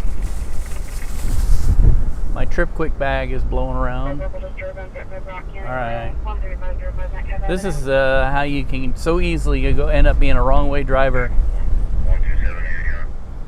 I get this tiny little sign says this way. They need to have arrows, big arrows, you know.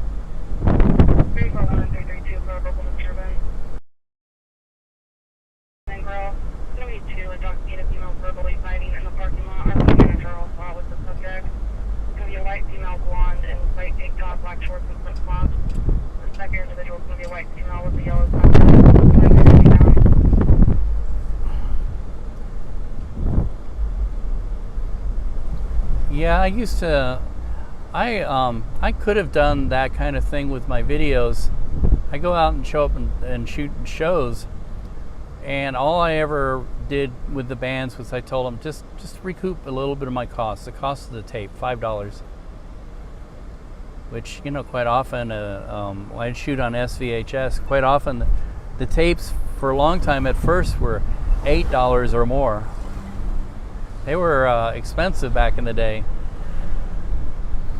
And the quality was a little better, but not what we can get now without even trying. Now it's like tape, what's tape?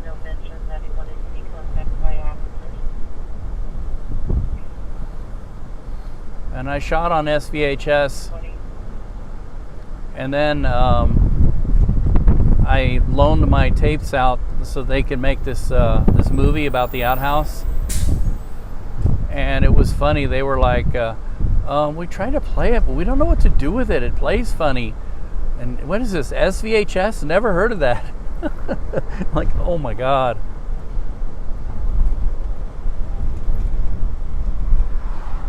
I said, yeah, you need an SVHS machine, but actually towards the end, every machine you could buy, even a VHS machine, could play back SVHS.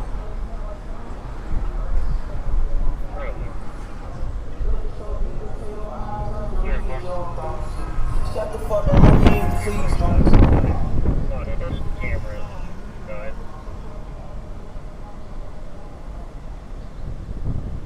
Yeah. Yeah, back in the mid 90s, they came out with a an editor that the average human being could actually afford. I think it was $6,000, which sounds ridiculous now. But back then, that was like $6,000. Well, I'll save my money up for that. Because up until that time,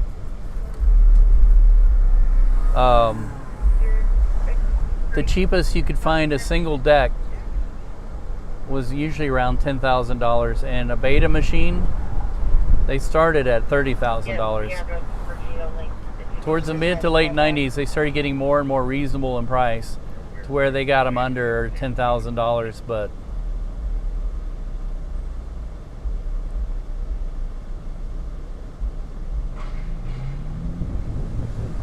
yeah, Brad. Why did that car just go through? Oh, I know why he went through the red light. There's no reason to stop. There's no reason to have a light here.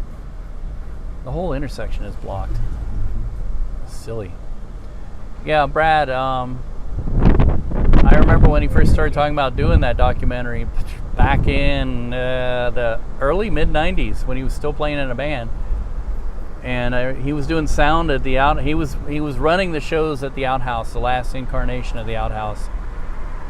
And I brought my little Videonics switcher and my SVHS cameras in there and recorded on SVHS. And so I caught some of the Outhouse shows, and they used some of it for the documentary, but not much, because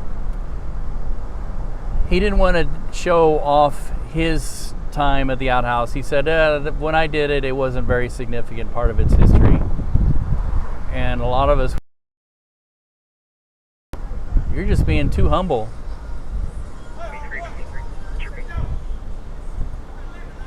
At last,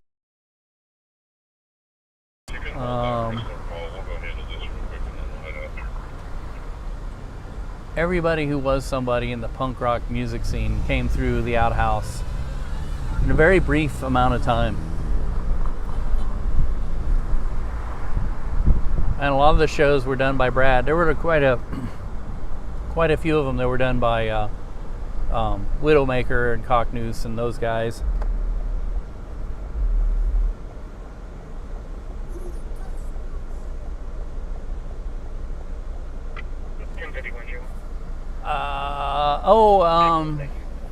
Only person I know that got killed at the Outhouse was a Native American who came out there and got, I think, really, really drunk and started walking on that crummy road that's out there, and they found his body in a ditch. They don't think he was murdered or anything. They think he was hit by a car, like a hit and run driver. I don't know if, I've heard of a lot of people who've gotten hurt out there. I've heard of some pretty nasty fights, but I don't know if anybody's really actually gotten killed. If you know who Bob Cutler is, he could tell you some funny stories about a redneck shooting up the place, but it wasn't like a redneck. It was like a redneck with issues. Like he was gay and he wanted some action, and he didn't know how to outlet, and really drunk and really expressing himself in a negative way, and that involved a red pickup truck and a gun and the sheriff being called. And here's Chessport. You can't drive through, which I was wondering about.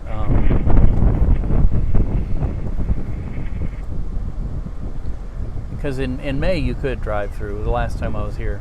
But now they've blocked it all off for their security.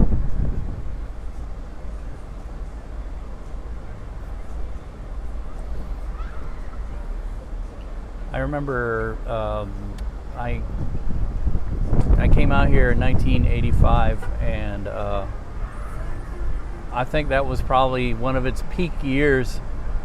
And people, the bars would shut down at 2 in the morning. And people would walk around all night. I remember we walked around, and we stayed until the sun came up. They didn't chase you off in Westport. You could stay out all night if you wanted to, and everybody did. But things, it just got more and more violent and stupid and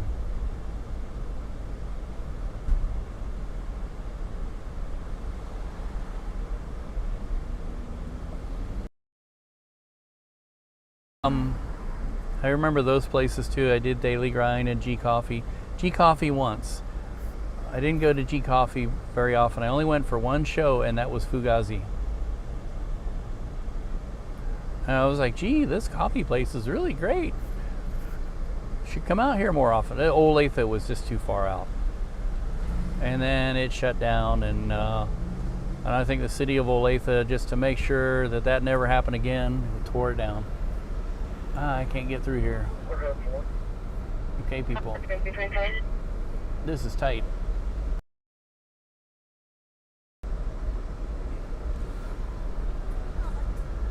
That car there was backing up in such a way that he was actually turning into me. You can't go that way. All right, let this guy go, and then I go. It's the next. It's smelling pretty skunky around here, if you know what I mean.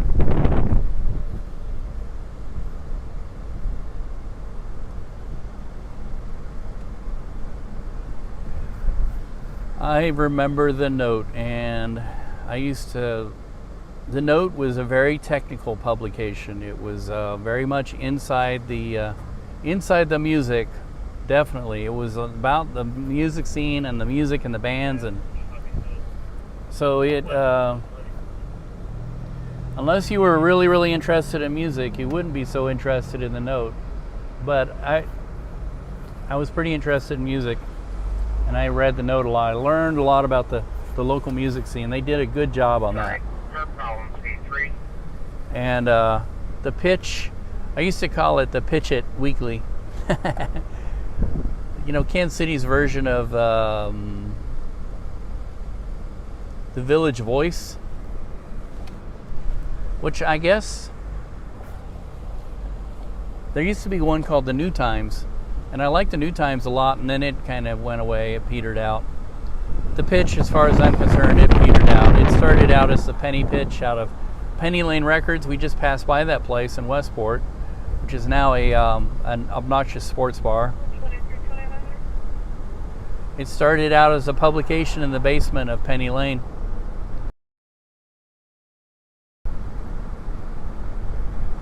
I believe some of the guys who work at KCPT, some of the producers / on-air talent had something to do with the original pitch.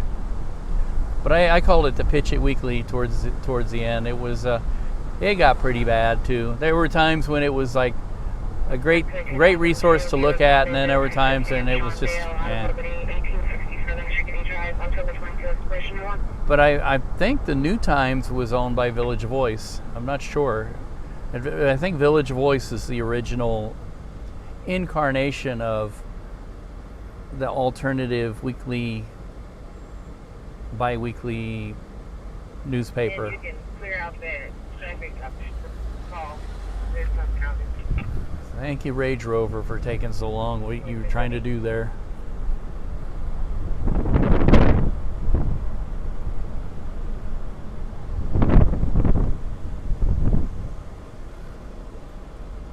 I don't remember the Unfresh being a gravel lot. I never remembered what was there before it was Unfresh.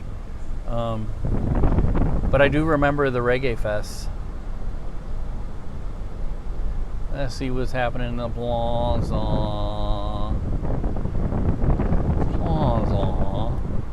I never head for the Dot these days. I should check out the Dot. The first responders in the Dot, at least on my radio scanner, are very silent. I haven't sat and tried to tune them in, but I don't think they're very receptive to people listening to their traffic, and I don't know what they do.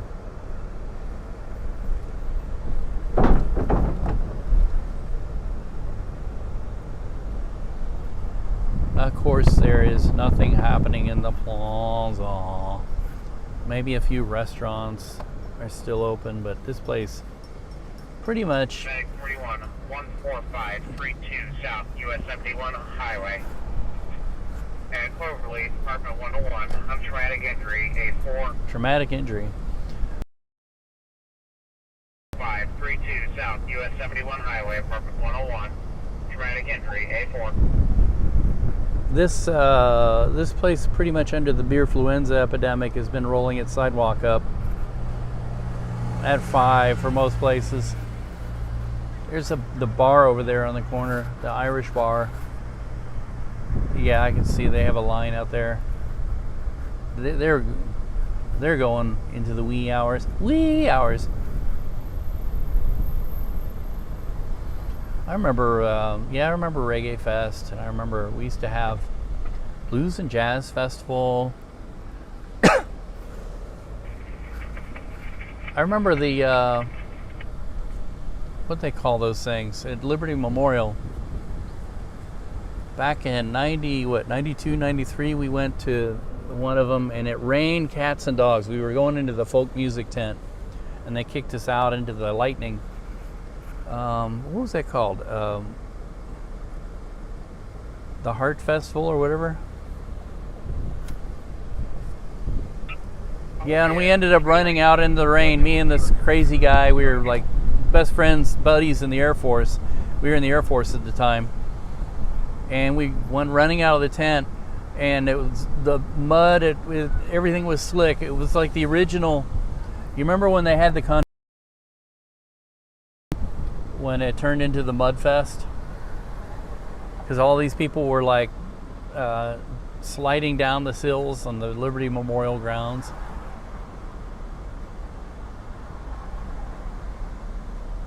Yeah, the movie theater is gone. I don't know what they're building there. Yeah, that was one of our favorite movie theaters, the Cinemark on the plaza. Completely gone.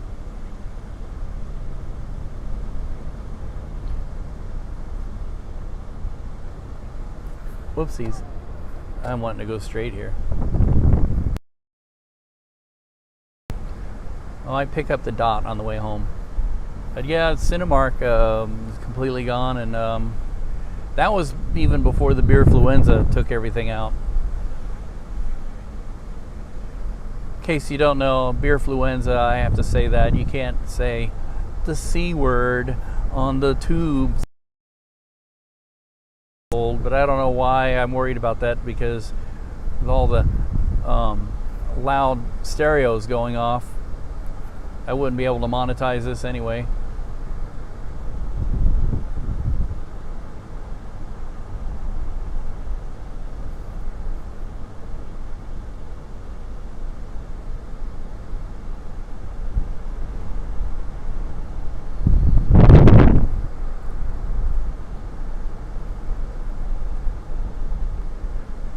Yeah, lately when we go watch movies, we go to what's the name of that place? Over in North Kansas City, the Armor, Screenland Armor.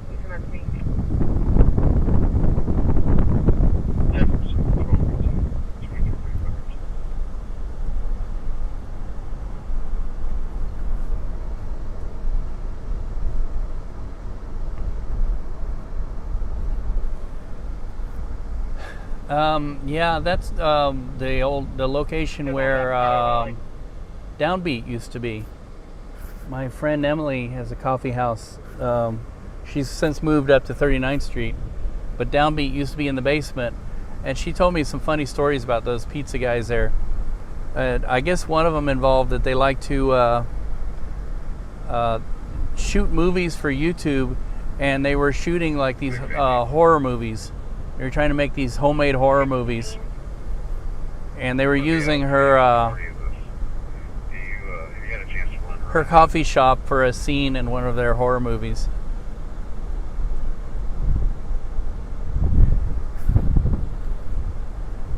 Ooh, ow.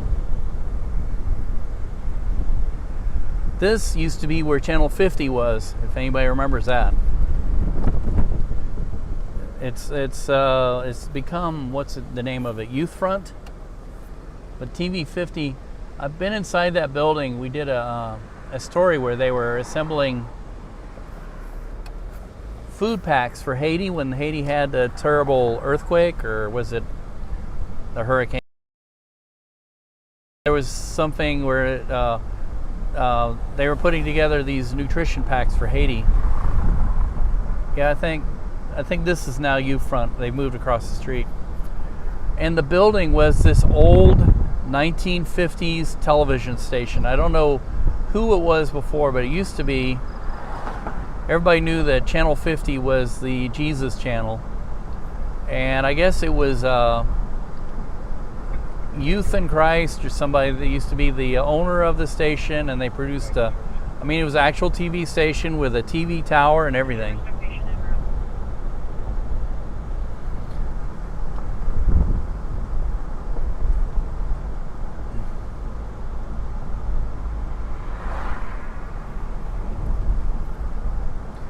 And, they decided they didn't want any more. They tore down the whole building, and now it's a big loft apartment, whatever. Businesses on the first floor. Let's go to the porno store.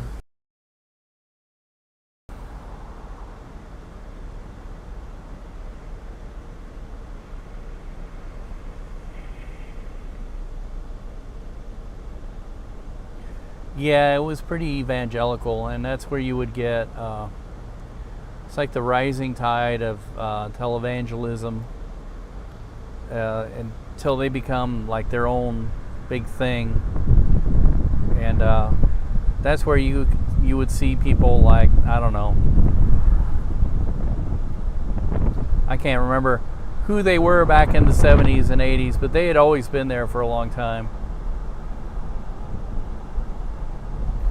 Old Taco John's, yeah. They used to call them all Priscillas, and then they started calling them Cirillas. I don't know why they changed the name. Maybe it had something to do with like And it looks like we're going to take the exit for catering. their business plan. Yeah, I've heard the people do the talk in tongues. Let you know which way we go in just a second. And we're going to go eastbound. I think most of it is gibberish. You never hear an actual language come out of it. It's not like they talk in tongues and it's something that, like, whoa, you spoke perfect Spanish. I didn't know you knew Spanish, and they'd be like, I don't. That would be a miracle to me. Not, which is what a lot of them do, talking in gibberish.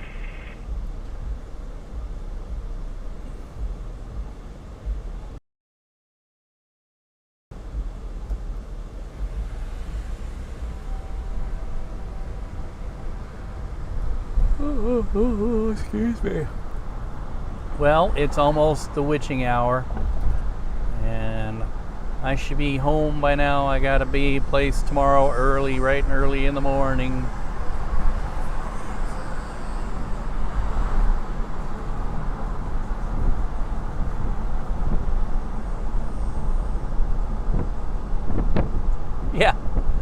Yeah, that's what I hear. A lot of people would say that they were speaking some sort of ancient language like Sumerian or something.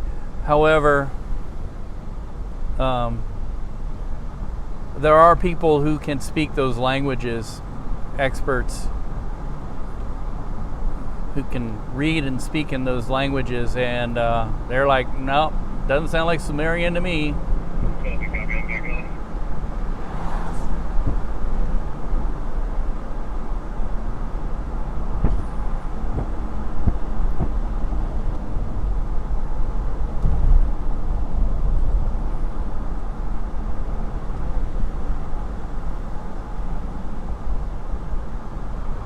Yeah, excuse me. Big Dudes, I never went to Big Dudes that much. I did for some things. The music store, I've spent a lot of time living in places like Warrensburg and There's a Wilkin Music in Sedalia, which is still open. I used to go there and buy things from them. And I forget the name of the music store that was in Warrensburg that was there for years and years. And X-ray David 9. I think there's still a music store, but William 0 Nora. I remember that the music store in Warrensburg kind of folded and they moved over to pawn shops.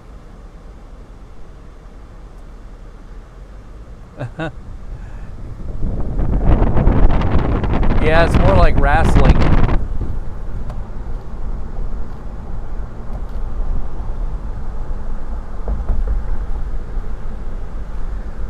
Then they have the snake charmer.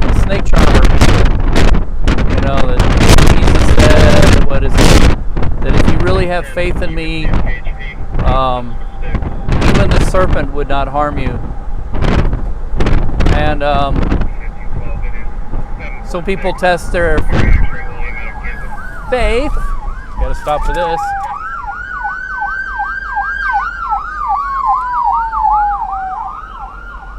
That is a big ambulance.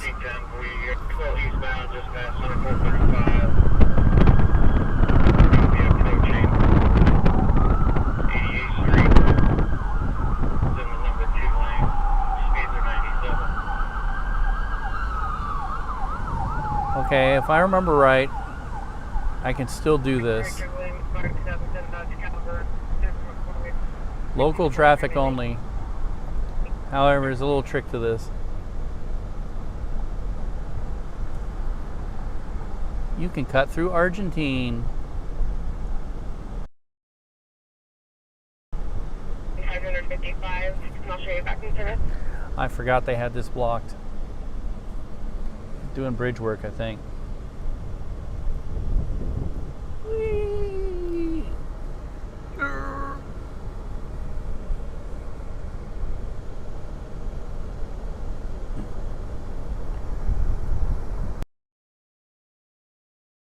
Yeah, the snake charmers,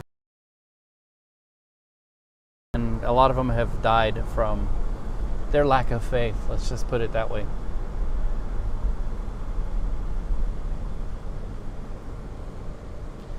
But it also says somewhere else in the Bible, do not tempt me. Meaning, do not do stupid things like jumping off of tall buildings saying, God will catch me.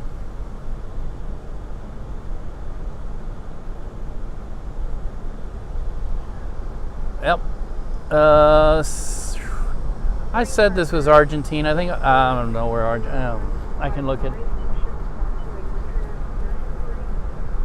Argentine is in this general area. I think it's to the southeast of me. Argentine is named after, well, the yards are named after the part of KCK. But the rail yards over here are called Argentine. So this whole area, a lot of people refer to as Argentine. We're coming into darkness. Let me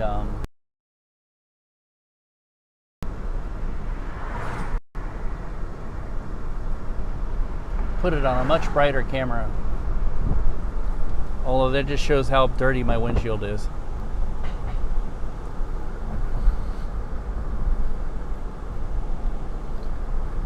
And there's a bridge over here we can cross over. Yeah, I think if you keep going this way, you hit into Argentine.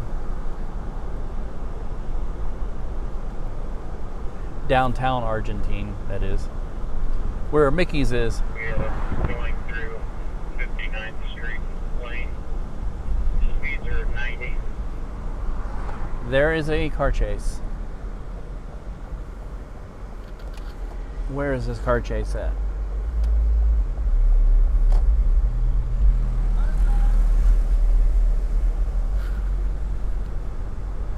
Speeds are 90.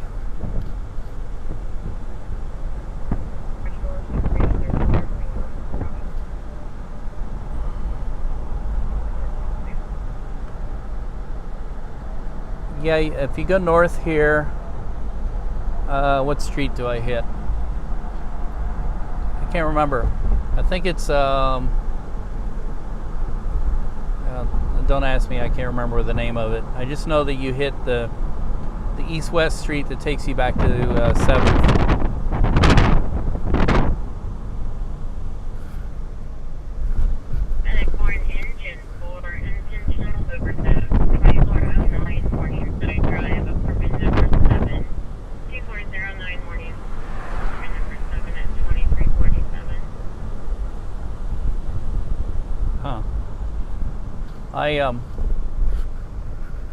I kind of know these areas as a rail fan because you drive around everywhere there's railroad tracks and look for the hidden rail yards and stuff. There used to be the railroad, the Gateway Western, and they had a little yard here.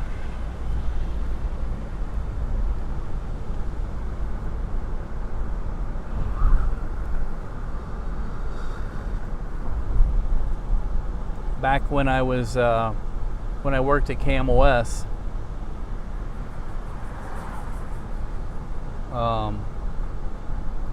is this the street I turn on?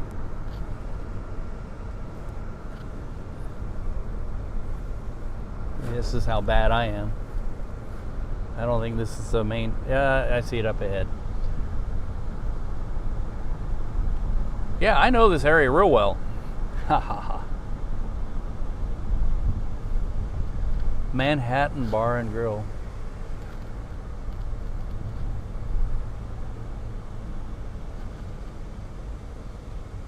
There's quite a few bars around here that are open.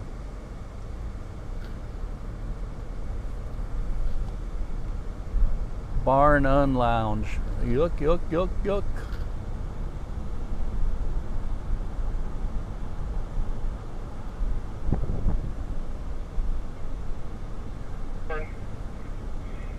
And we are now South Commonwealth Boulevard from Metro.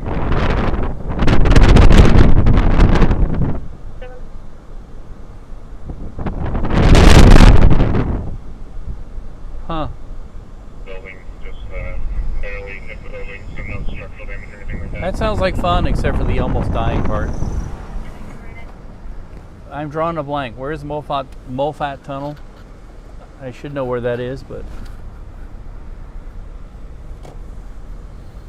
And if you said before and I didn't read it, I'm sorry. It's a, that kind of paying attention to the road thing.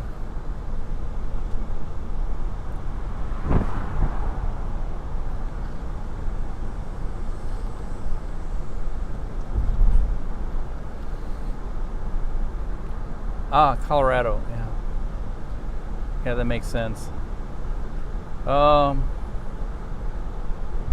that the one on I-70? We've driven the I-70 through there,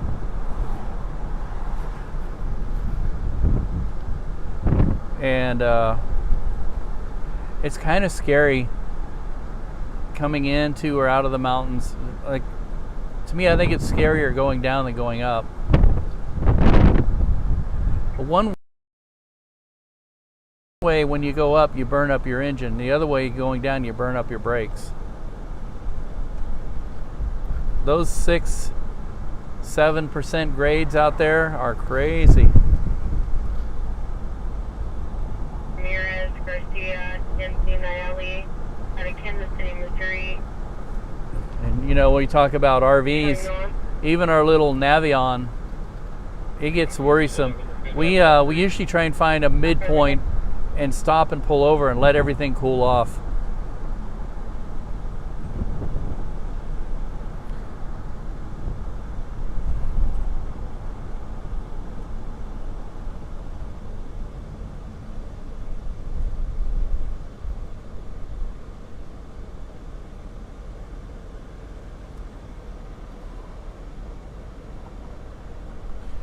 Okay, I'm thinking Moffat Tunnel. I'm probably saying it wrong. Moffat Tunnel. It's been a long time. I used to subscribe to Trains Magazine left and right, and I don't do that anymore. But that was one of their favorite spots to take pictures, and I believe it was Southern Pacific, which no longer exists. They've been absorbed by Uncle Pete. as is everybody. I'm sad that Kansas City Southern is being gobbled up. Bed 23, we're taking that patient out to Maryland.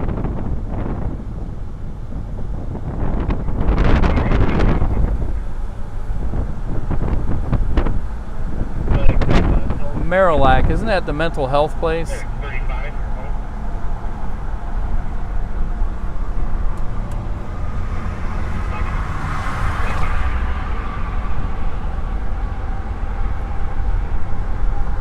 I hear a train somewhere.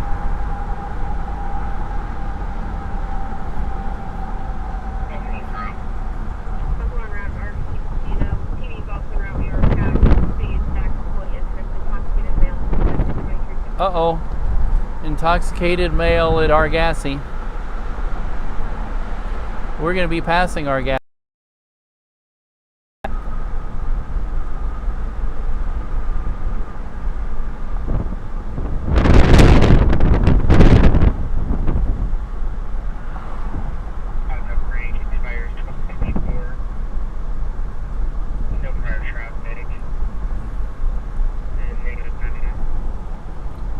Which name was that? ESPE? Southern Pacific? That was the nickname. They called him ESPE. E-S-P-E.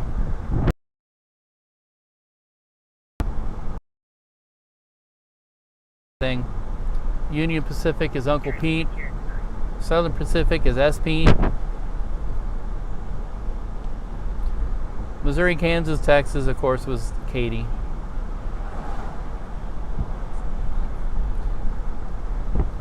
You know, she caught the Katie and left me a mule to ride.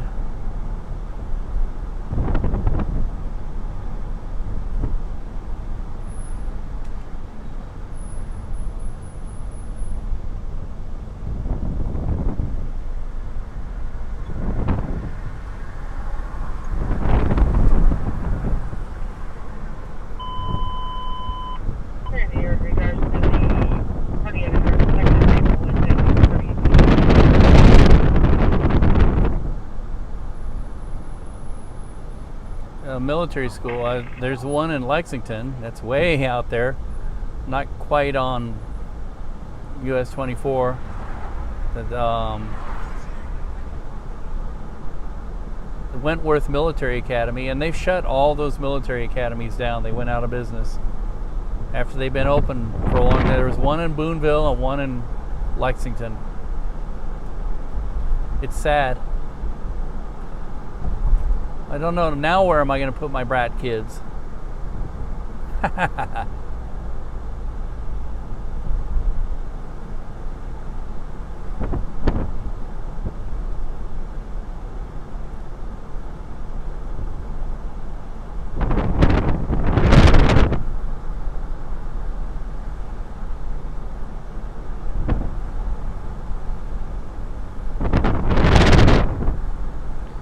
When I was a kid, my relationship with my dad was so bad that he always threatened to send me to Wentworth. Is that where you want to be? They'll teach you discipline. We'll be at South 9th and Southwest Boulevard. Now I'm more or less a dad, and I feel sorry for my dad. I was such a little brat. Speeds are 75. Speeds are 75. That's highway patrol, I think. I didn't catch where that was. We're going to be turning left. This keeps us on Southwest Boulevard. Ooh. He's driving into oncoming traffic. Southwest Boulevard. 75. That's right behind me. He's driving into oncoming traffic.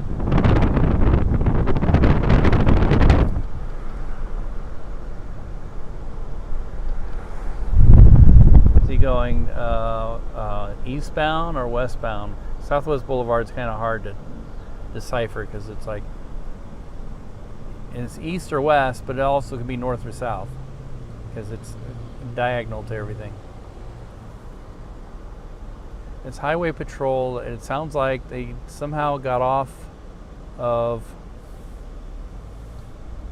It's probably going up I-35, and now he's going down the boulevard.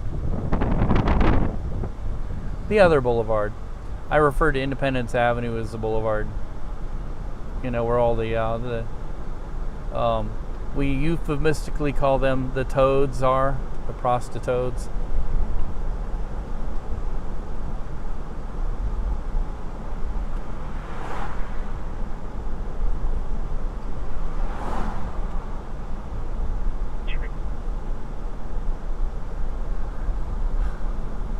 Yeah, oftentimes kids that had discipline problems or whatever were packed off to a military academy.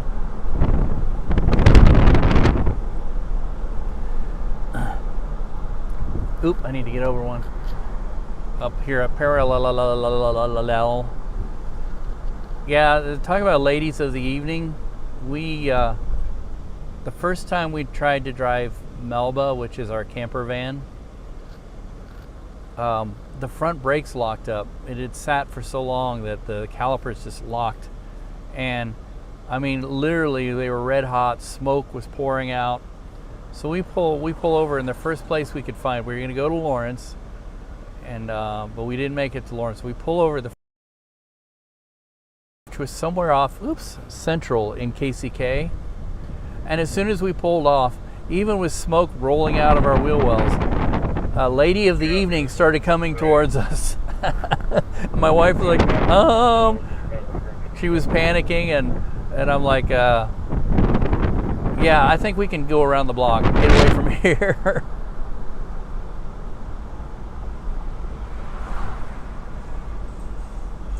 Information regards to street racers, 150 on Lots Road, 150 on Lots Road, just south of that location, 100 vehicle street racer. Oh, there's a party happening here. That road near Industrial Parkway, eastbound on 150.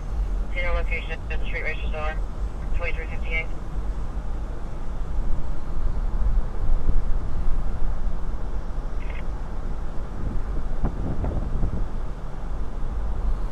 We're up in Quindaro, part of KCK now.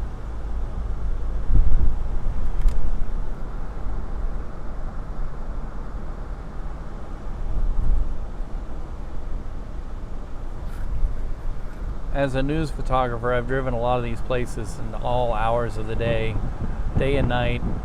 Come out here to do lots of stories.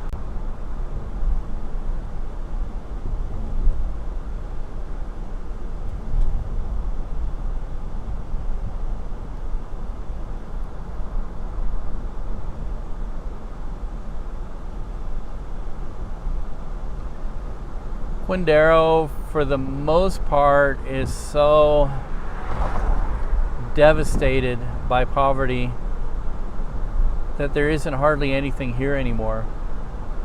And usually when you do come out here, it's over some sort of trouble. Like, I think the last time we were here, one of the last times we were here, a car drove into a building, a daycare. And then we came out here because somebody was lighting things on fire, and the people said, well, we know who it is. It's this asshole that lives here. And then we came up here one time because somebody was staying in one of the abandoned houses and disappeared, which, imagine that.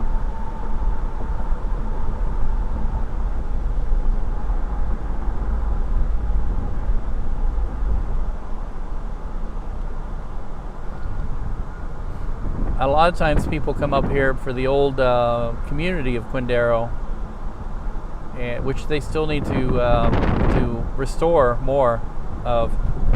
I don't think there's really much left there, and it's all kind of like buried. But it used to be the Underground Railroad. Like, people would cross the Missouri River from Missouri into Kansas right at Quindaro and escape to freedom into Kansas. But that would have been a pretty brief amount of time because it wasn't very long that the Civil War started, and you know, they didn't know whether Kansas was going to be a slave state or a free state.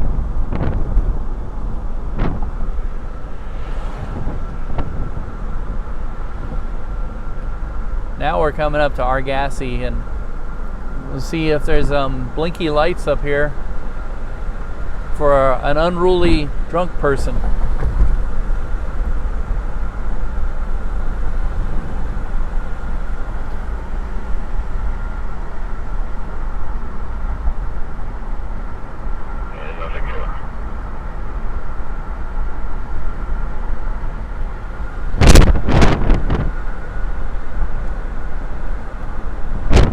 I never heard of that one. That's something I'm unfamiliar with.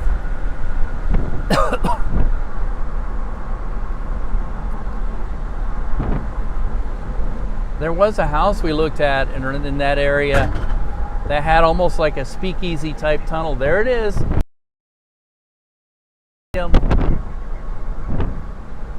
Welcome to misery. Here we are, Argassi.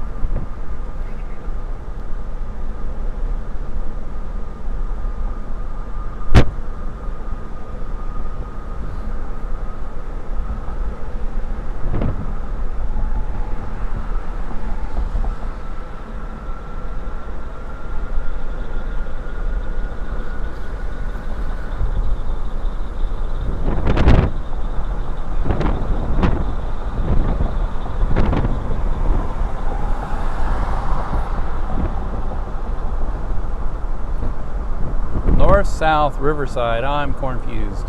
Which way do I want to go?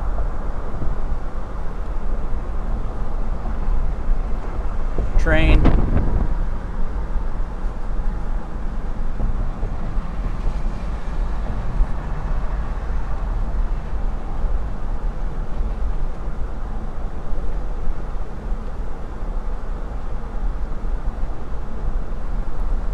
Oh, okay.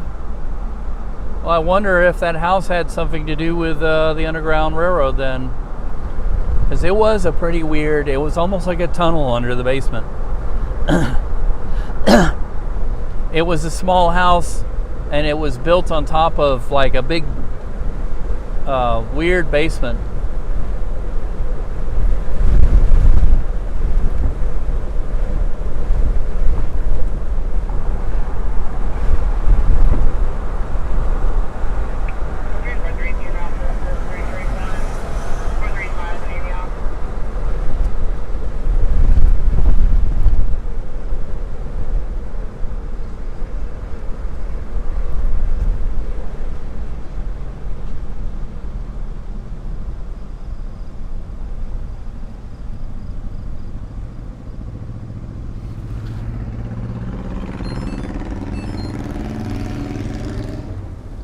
It is now Saturday.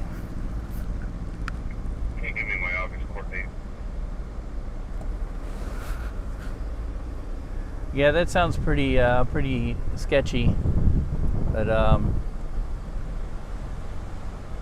'cause I'd hate to be buried alive. Probably not booby trapped, probably just old, because if they built a tunnel of any length or whatever, they would have to support it, and usually they would use wood, and of course the wood would rot away, and then there's nothing holding up the ceiling and the walls.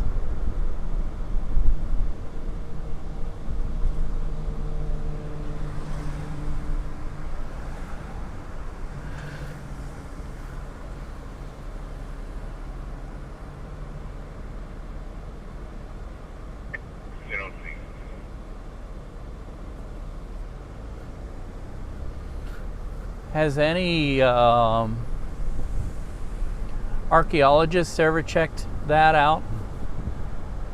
Gone there? Because if that is what you say it is, then that would be very interesting, that somebody would be able to find different artifacts and stuff down there and documented history, because that's the science of history. I found out the hard way that history is actually a very exacting science, and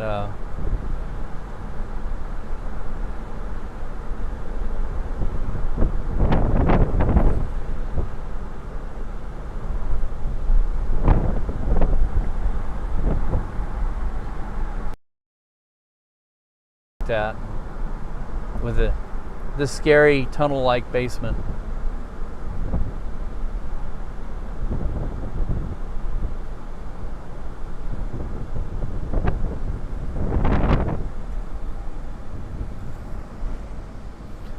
Boy, the Trip Quick here in Riverside is a mega trip. There is Corner Cafe, and that is a yummy place. It won't be long before all the tents will spring up around here and they'll start selling the burn your money. And apparently the beer influenza has affected even that, and it's making fireworks expensive.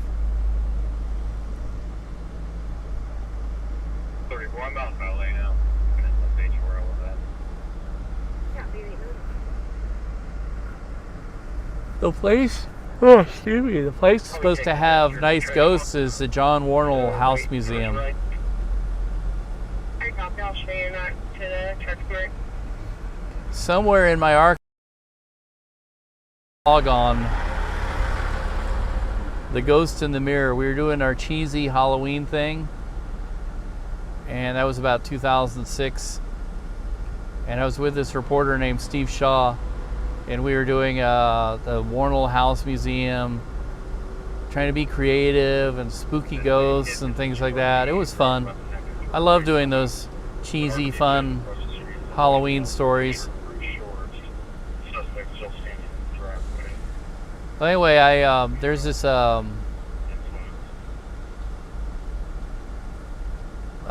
like mirror in the house, part of a what do they call that? You know, like the chest of drawers with a mirror on top. And it was this old cracked mirror. It goes all the way back to like the 18 forgotten. And yeah, and I shot with my Beta SX camera the video of this mirror, and when we looked at it on the monitor, it looked like there was a figure of a woman wearing black in the cracks in the mirror, the cracks in the dirt, and it looked almost like an image from, you know, the famous painting The Scream. You know, it was almost like a skull-looking face and a black figure. I took a picture of it and I posted it, and it's somewhere in my archives. I always have to look it up.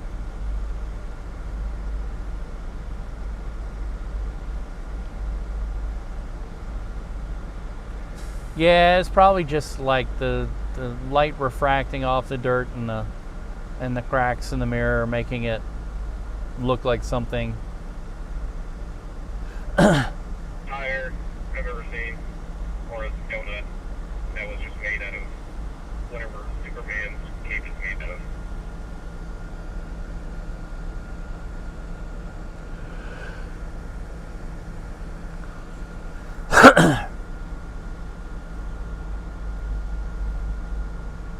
You can have a Ford Jock 2 Frank. Delayed by massive roadwork. 35 southbound on ramp from 69 highway. Oh, it looks like they're doing the scout car thing. They do this in California at all road construction projects, where they actually have a scout car. Everything on the West Coast seems like they do this, but here it looks like we get a scout car.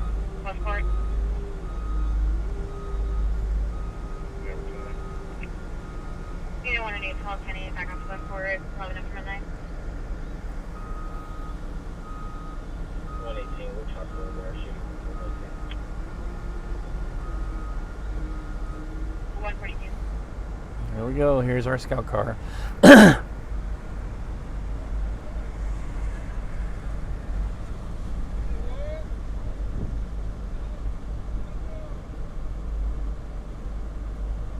Okay, you know, if she's that close, we'll just wait with him just to prevent any possible of him going over there and getting it. Yeah, and she can speak Spanish very well. English. I like the Can help you out. there's a place on Route 66. And before that, it was called the Diamonds. So It's this old, streamlined, modern Art Deco, and I ate there back in what, 91, 92, and then it shut down in the late 90s. It's now sitting abandoned. But they say there's a ghost in there. I guess a ghost of the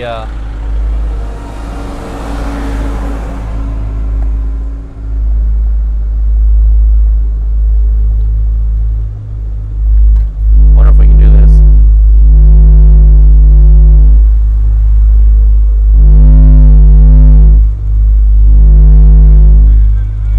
I don't think you can do this.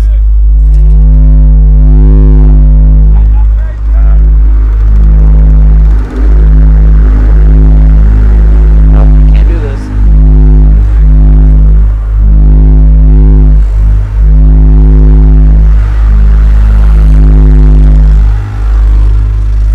Wow, that is really bassy sounding. 757 North West 60th Street, apartment number 5. Calling parties in apartment number 6. They can hear a male and a female fighting. What was I saying for all that bass noise? I'm weird. I like the smell of asphalt. I don't know why. Diesel, asphalt. I like the smell of that stuff. Gas. My wife says it makes her feel sick when she smells that stuff.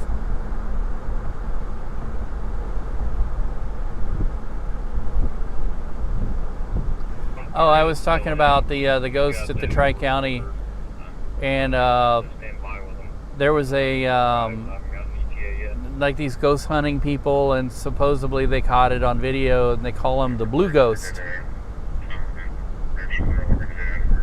That's over there by St. Louis.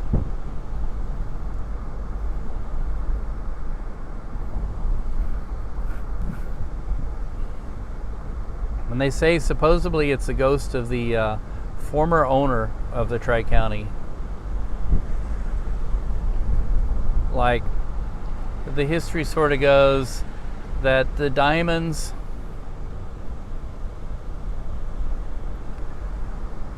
truck stop started as like a fruit stand and was very successful because it was at the intersection of 100 and Route 66 in a diamond-shaped lot. That's why they called it the Diamonds. And then when the owner who had established the fruit stand, the truck stop,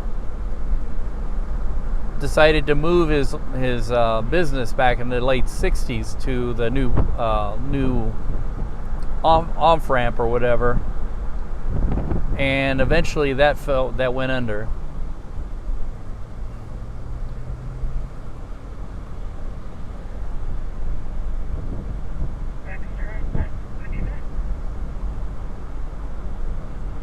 Huh. I don't think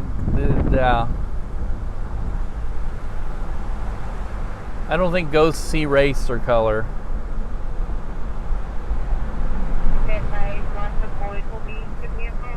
Although I can imagine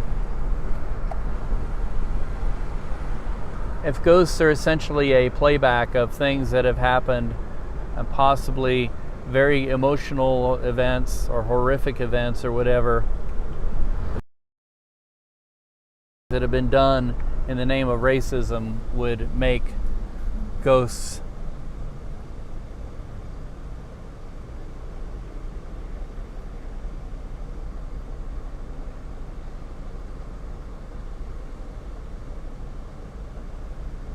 I have your tag when you're ready.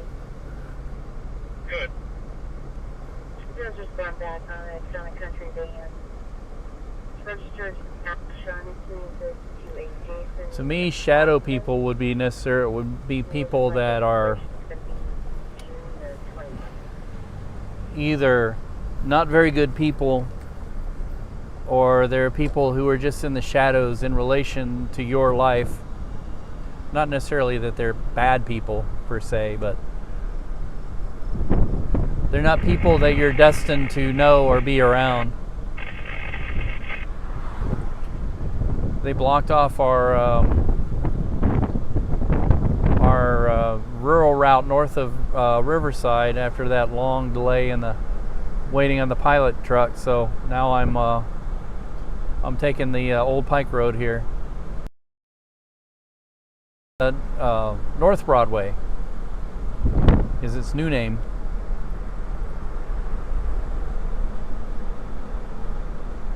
This used to be the fruit and veggie route to Harlem, where all the farmers up north would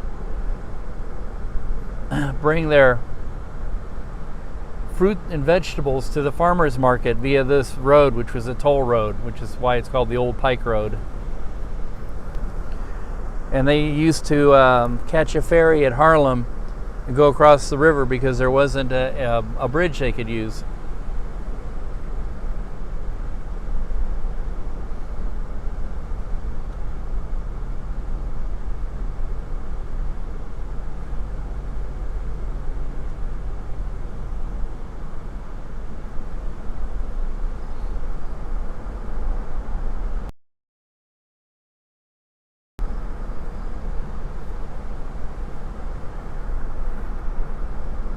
We looked at a house.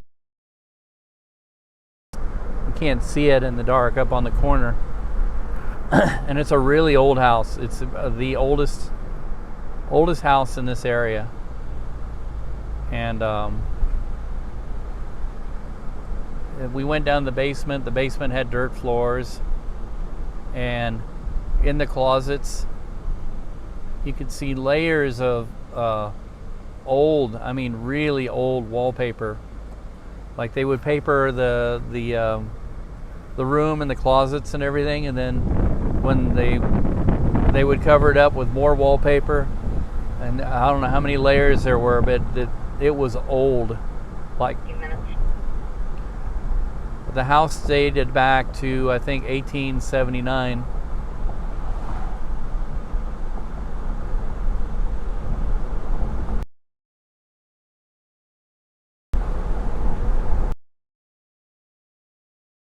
The house. I mean, wife being Filipino, one of the things the Filipinos are very superstitious. She's like, I don't want, yeah, here, this is the house right here. Yeah, that's it right there. She's like, I don't like old houses. I want to move into a new house because an old house may have ghosts or bad karma or bad memories.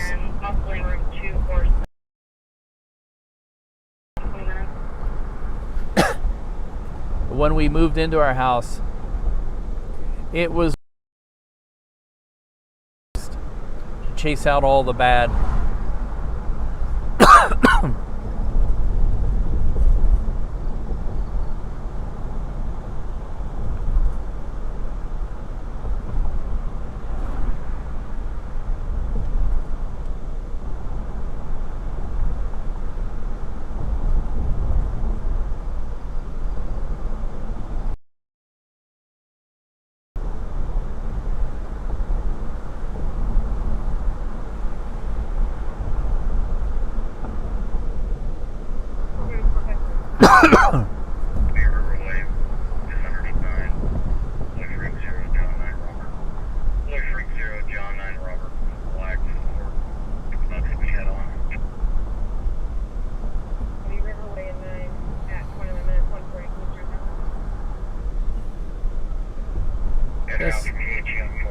This is sort of a back way to take. It's an old road, and you have to be careful because the speed limit is actually in many places on this road 30 miles an hour, and any moment the Gladstone police do pop out. So it's not good to speed through here.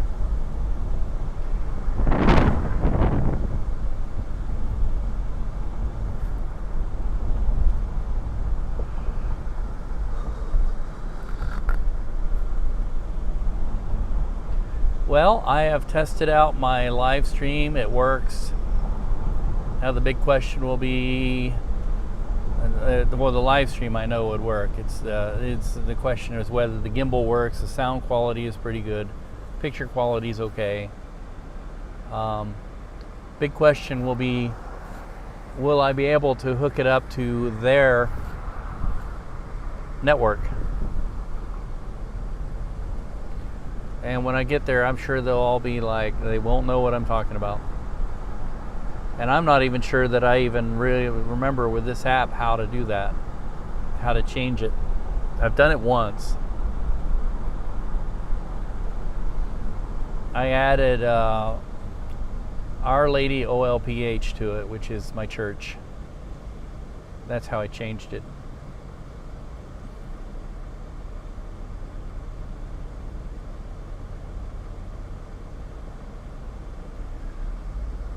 No Ouija boards, but Ouija boards are fun.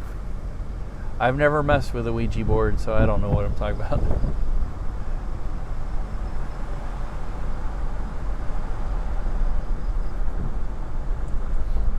Had a when I got in the 4th grade in Bay St. Louis, Mississippi, had a very evangelical, religious Christian teacher named Miss May, and actually we all love Miss May. She was our favorite teacher, but she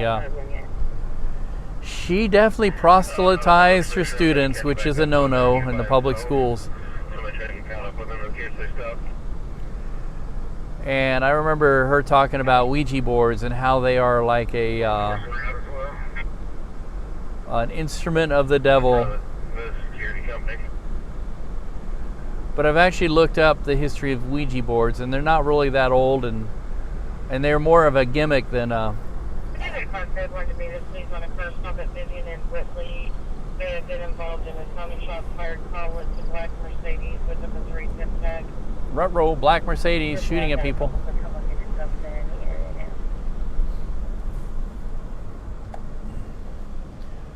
Alrighty, well this is the end of my adventure for tonight. Sorry to say I've got to pack it in. I have an early one tomorrow, and I got to make sure my gimbal and my all my stuff gets charged for tomorrow evening. I don't know where exactly I'll be streaming tomorrow evening, if it'll be on my stuff or if it'll be, but it is for Midwest Transplant Network. I'm volunteering. My wife, that's where my wife works. Use my stuff and stream, so that was sort of the purpose of tonight, was to test it out, the new configuration, or a different configuration. And I am so happy you all responded and let me know how it worked. It sounds like it worked pretty good and looked all right, which is what I really needed to know. And so I gotta end it here. Thank you all very much. And if you are new, please help my channel out by liking and subscribing and helping it grow that way. I understate the importance of that, and I shouldn't, because I haven't had a whole lot of growth on my channels,